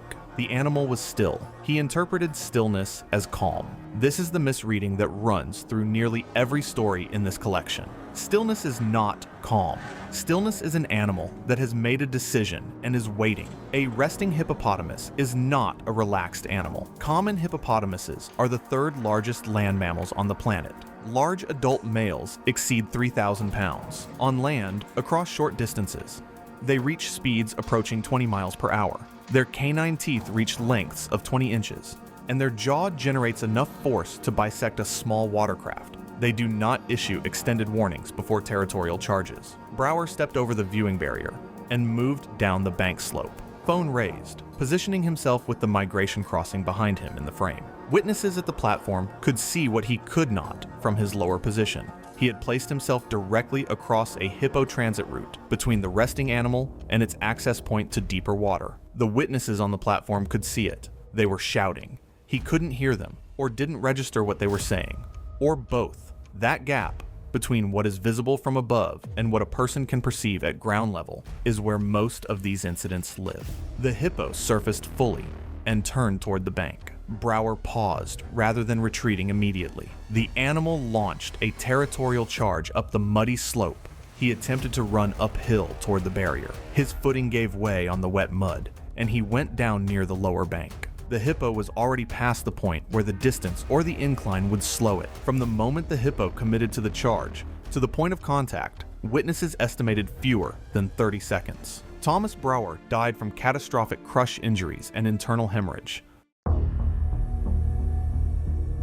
It was September 2nd, 2015, and a cool, overcast morning had settled across the Masai Mara, the kind of gray, diffused light that photographers often prefer. Soft shadows, no harsh glare, the golden grass of the savanna rendered in muted, even tones. A light wind moved through the acacia trees along the ridge, and the air carried the faint smell of rain that had fallen somewhere to the north overnight. Daniel Hartman was a 28-year-old marketing consultant from Hamburg, Germany, who had taken a 2-week leave from his firm to travel through East Africa. By his own account, shared with fellow travelers at the lodge the evening before, it was his first safari. Those who spent time with him over the preceding days described him as enthusiastic and sociable, but prone to dismissing advice he found inconvenient. He had complained at dinner that the guides kept the vehicles too far from the animals for good photographs, and had asked more than once whether exceptions could be made for guests willing to pay additionally for closer access. He actually asked whether he could pay extra to get closer to the animals on his first safari. Let that sink in. The group had located a pride of 7 lions resting in low grass approximately 30 meters from the vehicle track. Among them, partially obscured by a termite mound, was a cub no older than a few weeks. The guide had identified the pride on approach and noted the presence of the cub before the vehicle stopped, reminding all passengers that the doors were to remain closed and that no food or objects were to be extended outside the windows. The instruction was standard and had been given each morning of the trip. Lions are apex predators whose social structure is built around the collective defense of the pride and its young. Adult females and males alike will respond to any perceived threat to cubs with coordinated, explosive aggression. Unlike the solitary ambush behavior they employ when hunting prey, lions defending cubs operate as a unit, and the speed of their response leaves almost no margin for retreat. An adult lion can cover 10 meters in little more than a second from a standing start. Daniel opened the rear passenger door approximately 12 minutes after the vehicle stopped. The guide's reaction was immediate. A sharp command to close the door, repeated twice in quick succession. Daniel had spotted the cub and had taken a piece of fruit from his bag, apparently intending to coax it closer. He brought fruit to a lion pride with a cub in it. I genuinely don't know what he thought was going to happen. He stepped 1 foot onto the running board. 2 adult females at the edge of the resting group had already raised their heads. One rose to her feet. The guide gunned the engine. The sudden noise caused Daniel to grab the door frame, but before he could pull himself back inside, the nearest female covered the distance in a burst of movement that witnesses described as almost too fast to follow. Her claws caught his left arm and shoulder as he scrambled to pull himself back in, a sweeping strike rather than a full grip, the kind of blow a lion lands when a target is already retreating. A second lioness arrived within seconds. 2 lionesses in seconds. The guide is the only reason Daniel made it back into that vehicle. The guide drove forward sharply, the sudden movement causing both animals to pull back momentarily, and Daniel was hauled inside by another passenger. The vehicle accelerated away from the pride immediately. Daniel had sustained deep lacerations across his left arm, shoulder, and upper back, along with puncture wounds consistent with bite marks on his forearm. He was in significant pain and had lost a considerable amount of blood by the time the vehicle reached a point where emergency contact could be made. He required extensive treatment and multiple surgical procedures over the following weeks. He was unable to work for nearly 2 months following the incident. The guide filed a full incident report with park authorities. The pride was monitored in the days following, but was not disturbed or relocated. The cub was observed with the group and appeared unaffected. Park management issued a reminder to all licensed operators regarding passenger control protocols, and the safari company conducted conducted an internal review of its briefing procedures.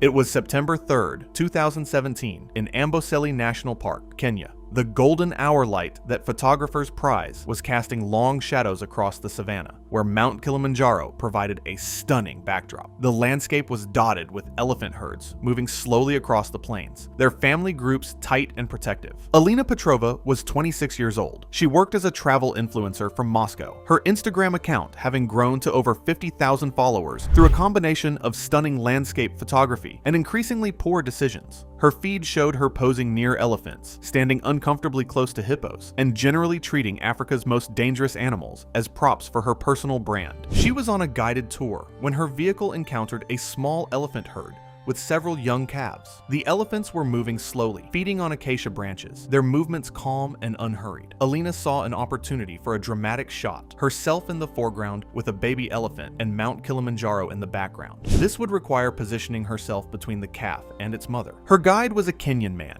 named Samuel, who had worked in Amboseli for over a decade. He immediately warned the group not to approach. He explained that elephant mothers were extremely protective, that the entire herd would defend a calf, and that elephants killed more people in Africa than any other large animal except hippos. Alina dismissed his warning and exited the vehicle without permission. She began walking toward the calf, moving in an arc that would position her between the baby and its mother. The calf noticed her and stopped feeding, its small trunk lifting to catch her scent. The mother noticed immediately. Her ears, which had been relaxed and fanned out for cooling, suddenly spread wide and forward, the first warning sign of elephant aggression. Samuel began shouting from the vehicle. Alina continued walking, her camera held at arm's length for a selfie. At approximately 15 meters from the calf, the mother elephant began her charge. There was no gradual buildup, no second warning. African elephants can weigh up to 14,000 pounds and reach speeds of 25 miles per hour when charging. When a mother elephant with a calf charges, she intends to eliminate the threat. Alina had positioned herself as that threat. The elephant covered the distance in seconds, her massive bulk moving with terrifying speed. Alina turned to run. She managed 4 steps before the elephant's trunk wrapped around her waist and knocked her to the ground. Elephant trunks contain over 40,000 muscles and can lift over 600 pounds. The elephant threw Alina to the ground with enough force to fracture her pelvis and several vertebrae. Alina hit the dirt hard, the impact driving the air from her lungs and sending her camera flying. She tried to crawl away. The elephant was not finished. The elephant reared up and brought her front legs down on Alina's lower body, crushing her legs and pelvis with several tons of force. The sound of breaking bones was audible from the vehicle. The elephant then pressed her massive weight down on Alina's chest, using her body mass to pin the threat to the ground. Alina's ribcage collapsed under the pressure, her lungs unable to expand. The elephant stood and stepped back, then charged forward again, using her head to batter Alina's body and her feet to trample her repeatedly. This continued for approximately 30 seconds. The entire herd had now become alert and agitated, several other females moving toward the scene with their ears spread in aggressive postures. Samuel started the vehicle and began driving toward the scene while honking the horn, attempting to distract the elephant without getting close enough to trigger a charge against the vehicle. The mother elephant, satisfied that the threat had been eliminated, returned to her calf and began moving the baby away from the area. The herd followed, leaving Alina's body motionless on the ground. Rangers arrived approximately 40 minutes later, alerted by radio. Alina had died from massive crush injuries.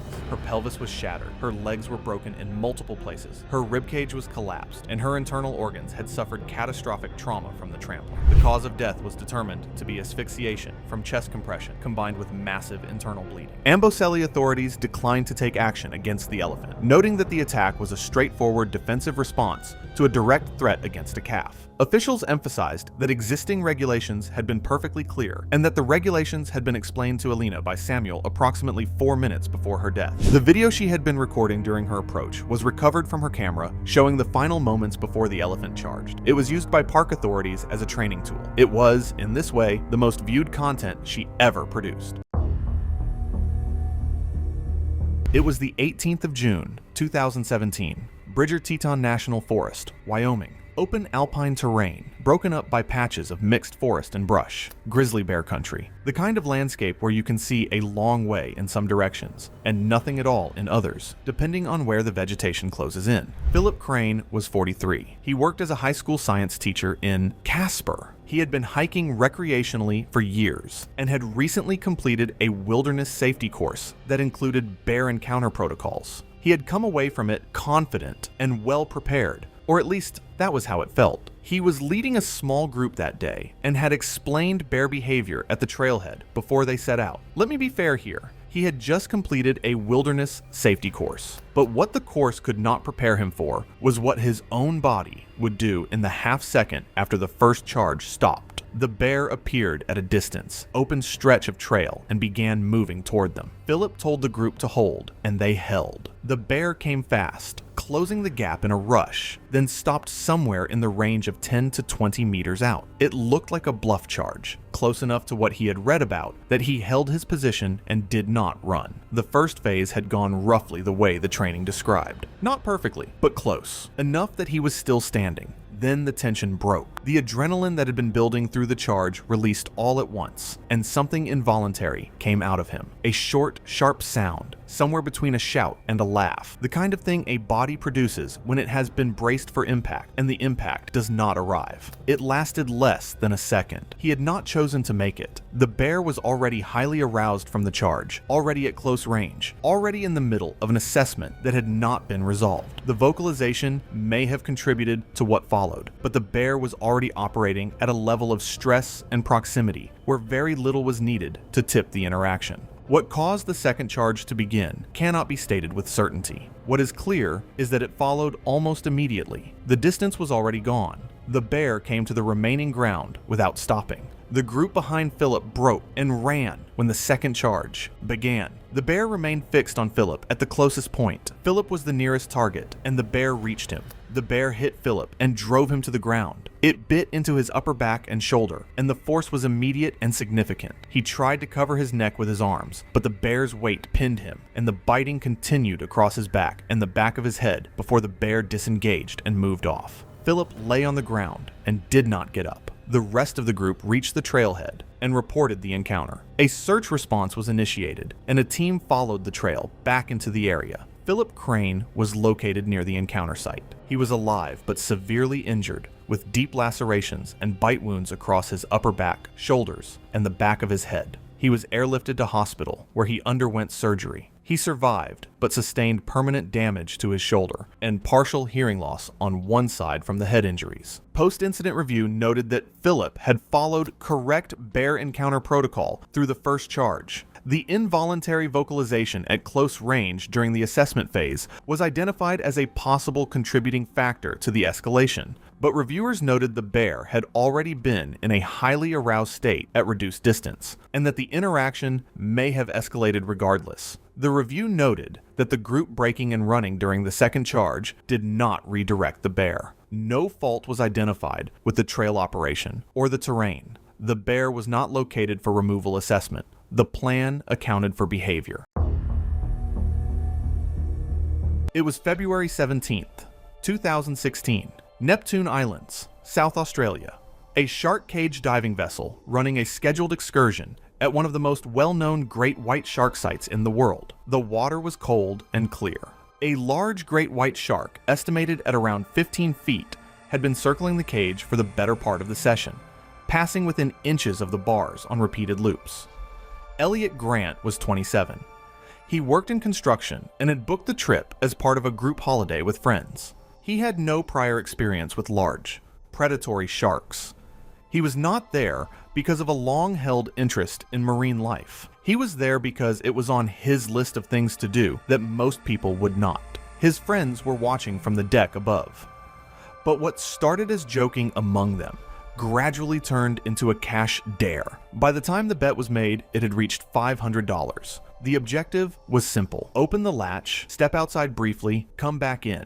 I wonder what they were thinking. A 15-foot great white actively circling, and the dare was to open the door. Before entry, the crew ran a full safety briefing. The rules were explained clearly and physically demonstrated. One rule carried more weight than the others. They were told not to open the cage latch underwater. Keep all body parts inside the cage at all times. The latch was accessible from inside, as was standard for that cage design at the time. Elliot heard the briefing, acknowledged it, and entered the cage. Approximately 20 minutes. Into the dive, the shark was still circling. It had been making close passes for most of the session. Nothing had gone wrong.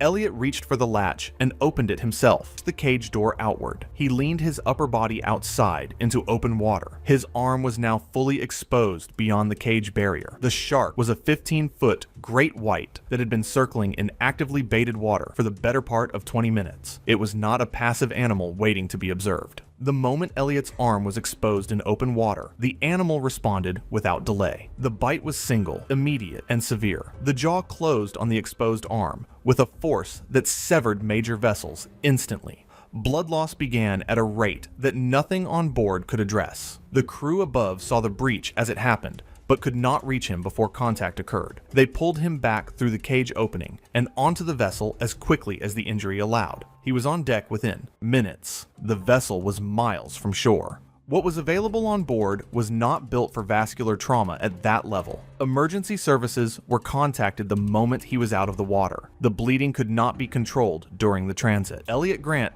died on board before the vessel reached land. He was 27 years old. His body was returned home. Post-incident review confirmed that the cage latch had been opened deliberately by Elliot, that the safety briefing had been conducted in full, that the rule had been clearly communicated and physically demonstrated, and that the cage barrier had been functioning correctly before his interference. The operating company replaced the interior accessible latch mechanism with a crew-operated external lock that participants could not reach from inside the cage. No regulatory action was taken against the operator. It was November 21st, 2017, on a red dirt track through the Serenera Valley in Tanzania's Serengeti National Park, where the dry season grass runs shoulder high along the road edges. It was the kind of morning that looks like nothing until it becomes everything. Heidi Bruckner was 38, a physiotherapy assistant from Zurich, who had worked over a decade at a rehabilitation clinic in the city's 4th district. Colleagues knew her for detailed patient notes, few clinical errors, and reliability in routine. She had saved for this trip over 2 years and planned it with the same precision she applied to work. Structured itinerary, licensed operator out of Arusha, a handwritten journal she had maintained consistently since landing. It was her first solo international trip and her first safari. What her colleagues also knew about Heidi was that she regularly intervened with injured or vulnerable animals. Journal entries from earlier in the trip documented a bird with a wing injury at the lodge perimeter and a stray dog she had fed twice behind the camp kitchen. At home, the habit had produced nothing more costly than time. It was consistent, reinforced, and entirely familiar to her. Their guide, Joseph Nyerere, 41, had worked the circuit for over a decade. They encountered the tortoise, a leopard tortoise, roughly 12 inches across, sitting in the center of the track at a slightly elevated section of road. Joseph told her to remain inside. He named the reason directly. Predators used roadside depressions for cover. The culvert to their right sat several feet below the track surface, its lips screened by dry grass, standing nearly chest high. The tortoise required no intervention. He began repositioning the vehicle. Heidi had already pushed the passenger door open before he could complete the maneuver. Heidi stepped down, crouched, and lifted the tortoise with both hands, holding it slightly away from her body. Joseph scanned the culvert line immediately to the right. He saw a narrow line of grass press flat for an instant, then hold. He held the horn down and shouted at her to get back inside. She turned toward the vehicle, still holding the tortoise, and stepped backward toward the open door. The step caught the lower frame edge. Her footing gave out entirely. She dropped sideways, shoulder first, onto the track surface. The tortoise left her hands and struck the dirt, where it sat without moving. The lioness came out of the culvert in a single uninterrupted movement, no vocalization, covering roughly 20 feet before Heidi had finished falling. A lioness is a heavily built predator capable of sudden, short bursts that can overwhelm an unsteady person. Lionesses use roadside culverts and depressions for shade and concealment, the ambient noise of vehicle traffic masking their presence. From below road level, the closing distance to a person standing outside a stopped vehicle can be under 20 feet. The strike landed across her right shoulder and upper chest. The forelimbs made contact first, driving her flat and pinning her in place before the jaws engaged. The weight and momentum of a large predator at full acceleration against a person already off balance is a structural event, not a blow in any ordinary sense. Heidi's body was driven into the track and rotated. The lioness adjusted grip within seconds, jaws repositioning from the shoulder area to the neck and upper cervical region, finding purchase there. Lionesses kill through compression, crushing the trachea and carotid vessels simultaneously while pressing their full weight onto prey already pinned beneath them. The technique does not require prolonged struggle. Heidi's body was dragged partially toward the culvert as the animal settled. Joseph drove forward with the horn blaring, engine revving, edging toward the culvert. After several seconds, the lioness released and moved to the grass at the edge, maintaining eye contact. He stopped, kept the horn sounding, leaned out, and pulled Heidi into the vehicle. She was unresponsive, with heavy blood transfer inside. He closed the door and drove immediately to Saranera Airstrip while staying in radio contact with emergency responders. The airstrip was reached in approximately 14 minutes. Joseph's radio call had already been logged by park control, and medical personnel were mobilizing as he drove. Heidi was declared deceased shortly after arrival. Cause of death was listed as compressive cervical trauma, consistent with large feline predation. Joseph was interviewed twice by park investigators and remained consistent throughout both accounts. He stated that the door had been opened without instruction, that Heidi had exited the vehicle before it could be repositioned, and that a direct verbal warning had been given and acknowledged prior to the attack. It was September 3rd, 2018, and the late dry season had done what it always does in that part of Zimbabwe. It had reduced available water to a handful of remaining sources and drawn every water-dependent animal into a tighter radius around those points. The Mopane woodland along the road had gone brittle and pale.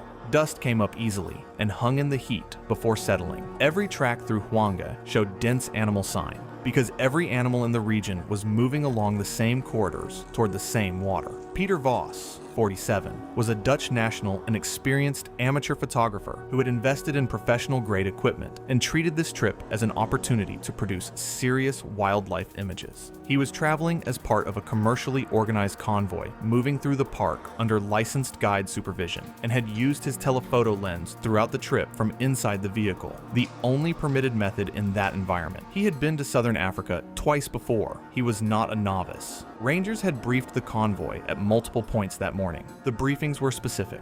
Late dry season concentrations brought not just prey animals, but predators and browsers that followed them. Lone bull elephants were flagged directly. The conditions put a significant number of bulls into or near musth, and the rangers used the word explicitly. Musth is a recurring physiological state in adult male African elephants marked by a sharp elevation of testosterone, sometimes more than 50 times the baseline. The temporal glands discharge a dark, oily secretion visible on the face. Urine dribbles continuously and stains the inner legs. I want to be clear about something. The rangers that morning did not use euphemisms. They said the word must. They explained what it meant. This was not information that was withheld from Peter Vos. The convoy encountered a large bull feeding near the woodland edge, roughly 30 meters off the road. Multiple witnesses confirmed that the musth indicators were visible before any vehicle stopped. Temporal secretion was streaked clearly across the animal's face. The head-high posture was consistent with threat orientation. The bull had been watching the convoy since before they stopped. The guide positioned the convoy at a safe distance and issued standard instructions. Vehicles remain in position. No one exits. Doors stay closed. The telephoto lenses available were more than capable of producing usable images from those positions. Vos did not find the images satisfying. The bull was partly obscured by brush. Without informing the guide or signaling his intention to anyone, he opened his door and stepped out onto the roadside shoulder with his camera raised. Every person in that convoy watched him do it. Nobody could stop him. That's something guides carry with them for a long time afterward. The bull's response was immediate. Every guide and ranger present later confirmed that the animal's attention shifted the moment Vos left the vehicle. A mature bull can stand 13 feet at the shoulder and weigh upward of 13,000 pounds. At full charge, it can cover 100 feet in roughly 4 seconds. The bull spread its ears wide, lifted its trunk, threw dust forward, and made a short, fast advance before stopping and holding. Classic warning behavior, communicating that it has registered a threat and is prepared to escalate. Every Every guide in the convoy recognized the sequence. Voss interpreted the pause as hesitation. He began backing slowly along the roadside shoulder, continuing to photograph, continuing to present himself as a mobile element in the bull's field of attention. The correct response was to return to the vehicle immediately. The pause was not hesitation. It was the animal giving him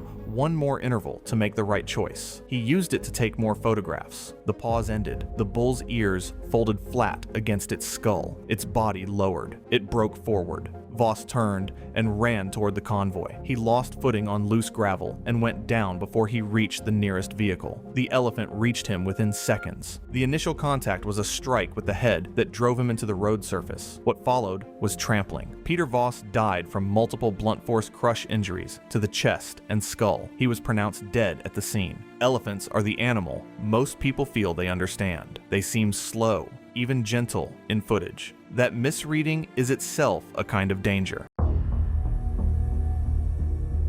It was March 7, 2016, in Kruger National Park, South Africa. The afternoon sun hung high and merciless, the temperature approaching 94 degrees. Heat shimmered off the dusty roads where tourists navigated rental vehicles through one of the world's most famous wildlife reserves. The park's self-drive policy allowed visitors the freedom to explore at their own pace, provided they followed one non-negotiable rule: never exit your vehicle except in designated rest areas. Chiara Velez was 24 years old. She worked as an Instagram model from Spain, her carefully curated feed attracting a modest following of travel enthusiasts and aspiring influencers. Her boyfriend had planned the South African safari as a romantic getaway. For Chiara, it was primarily a content opportunity. Friends back in Barcelona described her as someone who would reshoot the same photo 50 times until the lighting was perfect, someone who measured the success of her trips in engagement metrics rather than memories. At 3:40 p.m., they spotted a pride of lions resting approximately 25 meters off the road. The lions were inactive, sprawled in the shade of an acacia tree, their bellies full from an earlier kill. It was the kind of scene that appeared on 1,000 safari brochures: majestic, peaceful, deceptively safe from inside a vehicle. Chiara wanted a clear, unobstructed photo without the window glare that had ruined her previous shots. Her boyfriend warned her not to exit the vehicle, citing the explicit instructions they'd received at the park entrance, the warning signs posted along the road, and the observable fact that there were lions 25 meters away. She dismissed his concerns. She opened the door and stepped out onto the red African soil. The lions initially remained still, watching with the casual interest of predators assessing their environment. One adult lioness stood and began approaching slowly, her movements deliberate and measured. Chiara raised her camera and began framing the shot. The lioness continued closing the distance. At approximately 8 meters, the lioness's posture shifted. Chiara did not lower her camera. Lions are apex predators capable of reaching speeds of approximately 60 kilometers per hour in short bursts. They can cover short distances in just over a second when launching an ambush. Their hunting strategy relies on explosive acceleration from close range, overwhelming prey before it can mount an effective escape. An adult female lion weighs between 260 and 400 pounds, with canine teeth reaching up to 3 inches in length and jaw strength capable of crushing bone. The lioness accelerated. She closed the remaining distance before Chiara could process what was happening. Chiara attempted to retreat toward the vehicle, but she did not have time to react. The lioness knocked her down instantly, the impact driving the air from her lungs as 300 pounds of muscle and momentum slammed into her chest. The lion's jaws clamped down on Chiara's throat. The canine teeth punctured through skin and muscle to compress her trachea and carotid arteries. The bite was precise and efficient, the same killing technique lions use on zebras, wildebeest, and every other prey animal. Blood flow to her brain was interrupted. Her airway collapsed. Her hands clawed uselessly at the lioness's massive head. The attack continued as the lioness maintained her grip, shaking and repositioning to ensure the kill. Within approximately 1 minute, other Pride members began approaching, drawn by the commotion and recognizing a successful kill. A second female moved toward Chiara's leg. A third approached cautiously. The combined presence of multiple predators ensured that any hope of escape was completely eliminated. Her boyfriend remained inside the vehicle, paralyzed by horror and the rational understanding that exiting would only add a second victim to the scene. He honked the horn repeatedly. The lions did not respond to the horn. Rangers arrived approximately 18 minutes later, alerted by radio calls from other tourists who had witnessed the attack from the safety of their vehicles. The lions retreated only when the Rangers' vehicles approached closely. Chiara's body showed severe trauma, deep puncture wounds to the throat and neck, crushing injuries, and significant blood loss. The injuries were catastrophic and fatal. She had been dead for several minutes before the rangers arrived. The park issued a statement emphasizing that the attack was entirely preventable and resulted from a clear violation of safety regulations. Additional warning signs were installed along the route, though officials noted that the existing signs had been perfectly adequate for the thousands of visitors who had managed to complete their safaris without incident. It was March 23, 2018, and the Bushveld of the Lowveld was dry and sharp-smelling, the kind of late summer morning when the grass had gone to seed and the dust rose in small clouds from the vehicle tracks. The sky was wide and pale at the horizon, deepening to a hard blue overhead, and the heat was already building by 9 in the morning. Impala moved in loose groups through the Mopane scrub, and somewhere in the middle distance, a pair of ground hornbills worked their way slowly across an open clearing. Emily Carter was a 39-year-old secondary school biology teacher from Nottingham, England, who had saved for 3 years to fund a solo trip through southern Africa. She had a genuine and well-documented interest in wildlife. Her classroom, by the accounts of former students, was decorated with field guides and animal photographs, and she ran an after-school conservation club that had been recognized by the local authority. Those who encountered her at the lodge described her as warm and enthusiastic, someone who asked the guides detailed questions about animal behavior and ecology each evening. What they also noted was a tendency to treat her academic familiarity with animals as a form of practical experience, to conflate knowing about wildlife with knowing how to behave around it. The game drive had been running for just over 2 hours when the vehicle came upon a herd of African buffalo, numbering close to 40 individuals, spread across a wide clearing on both sides of the track. The guide had stopped the vehicle at a respectful distance and cut the engine. The herd was calm, grazing steadily, several animals close enough to the vehicle that their breathing was audible. Emily had been photographing from the window when she reached into her bag and produced a piece of fruit she had taken from the breakfast table that morning. The guide's instruction to put it away was immediate. Emily asked whether it would be safe to offer it from the window. The guide repeated the instruction. She held the fruit out of the window anyway. 3 years of savings for this trip, a conservation club back home. She genuinely loved wildlife and still held the fruit out of the window after being told twice not to. African buffalo are widely regarded as one of the most dangerous animals on the continent, responsible for a significant number of human fatalities each year. They are not domesticated, not habituated to hand feeding, and not predictable in their responses to human behavior. A herd of buffalo operates as a collective defensive unit. Any disturbance to one animal can trigger a coordinated response from the group. Adult. Bulls weigh between 500 and 900 kilograms and can charge at speeds exceeding 55 kilometers per hour. The nearest animal, a large bull standing approximately 4 meters from the vehicle, raised its head when the fruit appeared. Its nostrils flared. It took a slow step toward the window. Emily, encouraged by this, shifted forward in her seat and extended her arm further to close the distance. The movement was enough. The bull threw its head back sharp, a jolt of agitation that rippled immediately through the nearest animals. She thought she was being welcoming. The bull read it as a threat. That gap between what you intend and what the animal perceives is where these incidents live. The guide started the engine. The sound added to the disturbance, and within seconds the nearest bull had accelerated into a full charge, striking the vehicle door on Emily's side with its boss. The window shattered. The impact rocked the vehicle sideways. The vehicle took the hit that was meant for her. She walked away. A lot of people in these stories didn't get that lucky. The guide accelerated hard, pulling away from the herd as several more animals moved in the same direction. Emily had been thrown against the interior of the vehicle by the impact and had sustained a cut above her eyebrow from the shattered window, along with bruising to her shoulder and arm. She was shaken but not seriously injured. The vehicle had sustained significant damage to the door panel and window frame. The guide drove clear of the herd before stopping to assess the situation. A full incident report was filed with park management. The safari operator arranged for Emily to be seen by a medical professional and provided a replacement vehicle for the remainder of the group's drive. Park authorities issued a formal notice to all operators in the area following the incident, flagging the location and the herd's behavior. Emily gave a statement acknowledging that she had produced food against the guide's explicit instruction. It was July 22nd, 2017, Gansbaai, Western Cape, South Africa. A shark cage diving vessel operating off one of the most well-known, great white shark locations in the world. The water was cold, fed by the Benguela Current running up the Atlantic side of the Cape. Baiting had been used to draw sharks to the area, and great whites had been making repeated close passes along the cage since the session began. Curtis Hale was 33. He worked as a sales representative and had been planning this trip for several years. It was his honeymoon. He and his wife had saved for it deliberately, and the shark dive had been one of the experiences they had looked forward to the most. His wife stayed on the vessel and watched from the deck above, while Curtis entered the water with the other participants.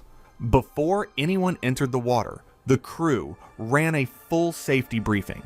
The no alcohol policy was written into the waiver every participant signed before boarding and was stated again out loud before the dive. The reasoning was straightforward. The environment required complete physical awareness. A submerged cage surrounded by large predatory animals responding to bait left no room for any reduction in coordination or spatial judgment. Curtis had brought a flask on board. He consumed alcohol before entering the water. The level of impairment was mild and was not visible to the crew or to anyone else around him. He entered the cage. Let me be fair here. Sometimes alcohol gives you that boost you need, but the truth is that it was not needed in this situation. The session ran without incident through the first portion of the dive. Great whites were moving close to the cage on repeated passes, coming within inches of the vertical bars. The animals were behaving exactly as expected in actively baited water. Curtis was watching them from inside the barrier along with the other participants. At some point during the dive, a great white, estimated at approximately 3.5 meters, made a sudden close pass along the side of the cage. A shark that size moving at speed through enclosed water creates a pressure surge around the cage that participants inside can feel physically. Curtis lost his footing during the pass. He reached upward instinctively to steady himself, and his hand went through the top opening of the cage, past the frame, and into open water above the barrier. At the moment the shark was completing its pass at close range, the animal reacted instantly. The bite closed on his hand and forearm at the top of the cage. The shark followed immediately with a brief lateral shake, a natural mechanical response, and the motion wrenched the arm hard against the top frame before anyone above could intervene. The forearm contains the radial and ulnar arteries. Both were torn. Blood loss began immediately, and at a rate the crew had no means to control on the water. Crew responded the moment the incident occurred and pulled Curtis back inside the cage and up to the deck as quickly as possible. His wife was on deck when he came up. Emergency response was initiated immediately, and the vessel turned for shore. The trauma was beyond what could be managed on board. Curtis Hale died before the vessel reached land. He was 33 years old. His wife took his remains home. Post-incident review confirmed that Curtis had consumed alcohol before the dive in direct violation of the policy stated in the waiver and repeated during the briefing. Investigators determined that the impairment was a contributing factor, but identified the primary trigger as the loss of footing during the close pass. The hand placement that followed was instinctive rather than deliberate. No regulatory action was taken against the operator. The company reviewed its boarding and pre-entry checks following the incident. It was their honeymoon. His wife was on the deck. He signed the waiver. He brought the flask. One stumble, one bad grip. She took him home. It was September 17th, 2016, northwestern Montana. Black Rock Canyon Trail cuts through dense forested canyon country, known for grizzly bear activity. Trees pressed in on both sides, and the creek bed below the embankment kept visibility short in every direction. Daniel Forsyth was 46. He worked as a civil engineer. Friends described him as someone who was hard to reason with once he had made up his mind. He had been hiking for over 2 decades and believed he knew how to handle himself in the backcountry. He had the gear and the experience, and he trusted both completely. Ruth Forsyth was 44. She worked as a primary school teacher. She had been married to Daniel for 18 years, and the last 14 months had been the hardest. They had stopped talking the way they used to. Small disagreements dragged on longer than they should. Daniel had pulled away from her, and the more she tried to close the distance, the further he went. She had started to wonder whether what they had could still be saved. The trip was her idea. She suggested the trail, and he agreed almost before she finished asking, faster than he had agreed to anything in over a year. That yes meant something to her. They had met on this trail 19 years earlier and got engaged a year after that at a spot just past mile marker 6, where the canyon opened up and the view down the creek stayed with you. They had come back 11 times since. I think about that a lot. She was trying to save her marriage, and that was the trail she picked. The advisory board at the trailhead was clear. Multiple grizzly bears had been confirmed active between mile markers 6 and 9. Feeding had been observed along the creek corridor below mile marker 6, where bears had been drawn to a seasonal food source in that drainage. Hikers were told to turn back at mile marker 5. The warning was current and written in plain language. Daniel read it. Ruth stood beside him and watched him do it. When he finished, she told him it said to turn back at 5. He said they had done this trail 11 times and nothing had ever happened. He had his bear spray. The place they were going was past 6, right where the canyon opened up, the exact spot where he had proposed. He wanted to get there. Ruth told him again the warning was specific. He was already walking. She had not pushed back on him in a long time, and this did not feel like the moment to start. She followed. They crossed mile marker 5 at 9:25 in the morning. The trail got narrower and the brush got thicker on both sides. The creek ran below a short embankment to their left, and the vegetation cut visibility down to just a few meters. The sounds of the canyon, birds and water and wind, faded out in the stretch between the embankment and the tree line above the trail. Neither of them noticed. Daniel caught his foot on a root and glanced down for a moment. What they could not see was that 2 adult bears had been moving through the same creek feeding corridor independently, one working below the embankment to their left and one somewhere in the tree line to the right. The trail ran straight through the middle of that corridor. By the time they entered that stretch, there was no safe distance left in any direction. The bear from the embankment came up fast and hit Daniel from the left side. The force knocked him off the trail and onto the ground. The bear was on him immediately, biting hard into his upper back and neck. Ruth heard him go down and spun toward the sound. She stumbled to the right side of the trail, screaming and calling his name, trying to see him through the brush. That movement and that noise reached the second bear before she did. It had been feeding in the tree line above the trail, and her sudden lateral movement toward it closed the distance faster than either of them could have registered. She got the bear spray up, but she was off balance and pointing the wrong way. The spray went out at the wrong angle and did not build up where it needed to before the bear reached her. It bit into her upper back and neck. She went down and did not get up. The trail went quiet again after.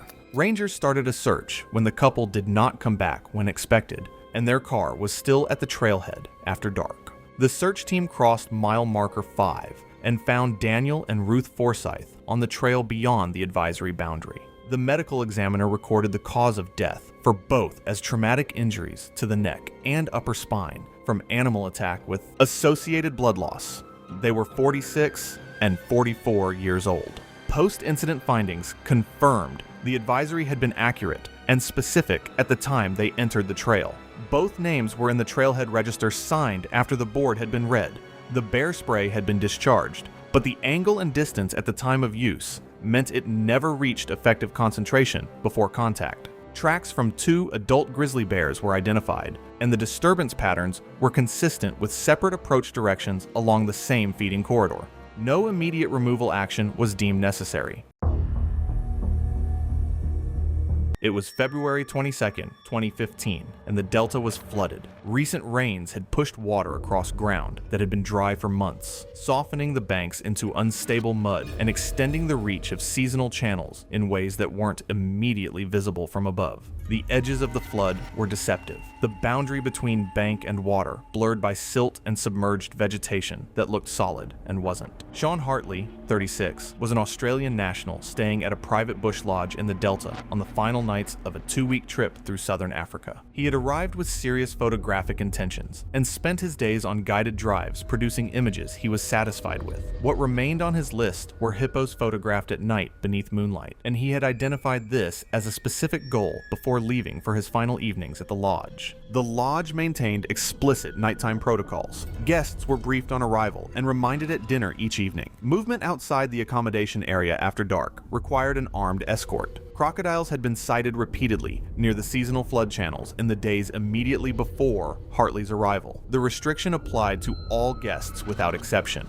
The protocols at lodges like this one are not bureaucratic over caution. They are written in response to specific events. Someone read an incident report and added a rule. Sean Hartley walked past that rule in the dark. Security footage captured him leaving the tent area at approximately 10:20 in the evening, carrying his camera, tripod, and headlamp. He moved toward the water. No escort had been arranged. No staff had been notified. Nile crocodiles are ambush predators. They lie motionless beneath the surface or against the underside of a bank shelf, detecting the world through vibration, pressure change, and shadow. A large Nile crocodile in position beneath a bank edge produces no visible surface disturbance. In low light conditions, even at very close range, it is undetectable to a human observer who does not know precisely what to look for. Nile crocodiles in the Okavango reach up to 16 feet in length and weigh over 1,000 pounds. Their bite force ranks among the highest recorded for any living animal. The strike from concealment covers a short distance at a speed that eliminates human reaction time entirely.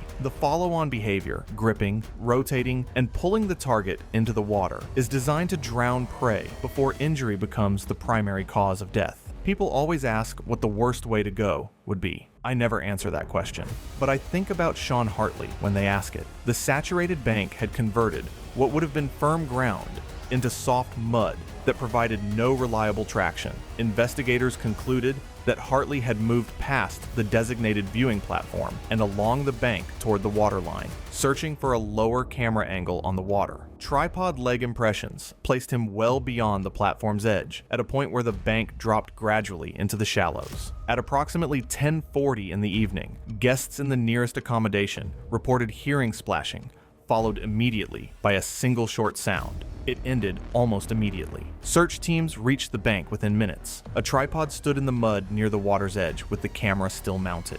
Running from the equipment directly into the shallow water was a clear set of drag marks pressed deep into the silt, wide enough and directional enough to indicate an animal of significant size moving rapidly with purpose. The camera was still on the tripod. Whatever image he was trying to make, he never got it. I've thought about that more than I probably should.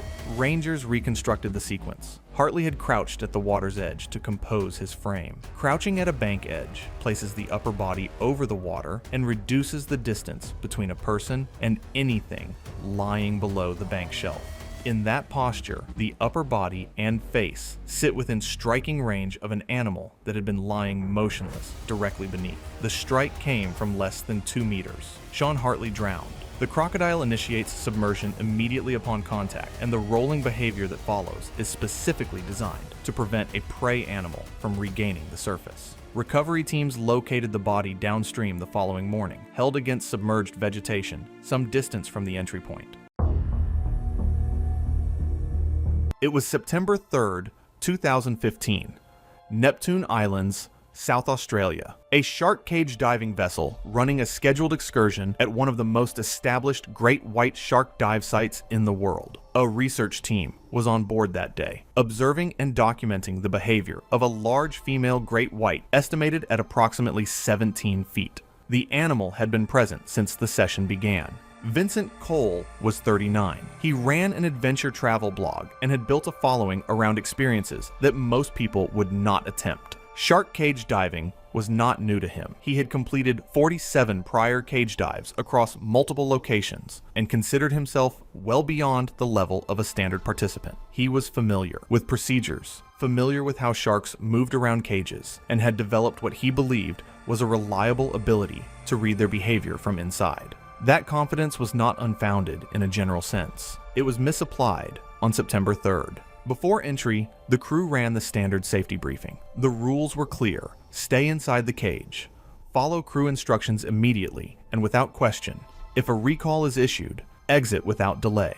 Vincent had heard versions of this briefing 47 times before. He entered the cage. The female great white had been circling the cage since early in the session. The research team on board was documenting her behavior, and what they observed was not typical. Her circling pattern was tighter than normal. She was making repeated close passes with a consistency that suggested heightened interest rather than routine investigation. Visible jaw movement was noted during several of the passes. The researchers flagged the behavior to the crew. The crew issued a recall. All divers were instructed to exit the cage immediately. The other participants began moving toward the exit. Vincent stayed where he was. The crew repeated the instruction. He told them they were overreacting. He said he had more experience than anyone else in the water and that he could read the shark. He said the animal was not a threat. While the other divers cleared the cage, he remained at his position and leaned forward toward the bars, rather than moving back toward the exit. He removed one hand from the internal grip bar. His body shifted toward the door seam, where the cage opening was widest. This part still bothers me. The crew said it twice. Vincent Cole, 47 dives deep, told all of them to relax. The female great white came through on another close pass while he was in that position. Vincent lost his footing on the cage floor. As he stumbled forward, his arm slipped through the gap at the door seam, crossing the cage boundary into open water at the moment the shark completed her pass at close range. The animal reacted without hesitation. The bite closed on the exposed forearm. She followed it immediately with a forceful lateral shake. The motion wrenched the arm hard against the doorframe before the crew could reach him. The radial and ulnar arteries were torn. The injury was catastrophic from the first moment of contact. Blood loss was immediate and severe. Crew members on the vessel pulled him from above the waterline, hauling the cage line and reaching down from the deck. Vincent was on the deck within minutes, but the damage could not be reversed with what was available on board. Emergency response was initiated, and the vessel turned for shore. Vincent Cole died on board before reaching land. He was 39 years old. Post-incident review confirmed that he had refused a direct recall instruction, repeated across approximately 90 seconds, that his positioning at the cage door seam was inconsistent with proper protocol, and that the other participants had exited without incident. The operating company introduced physical confirmation steps requiring crew sign-off before any participant could remain in the cage during a recall. 47 dives. A recall he ignored twice. Every other participant was already clear. He was the only one still in the water.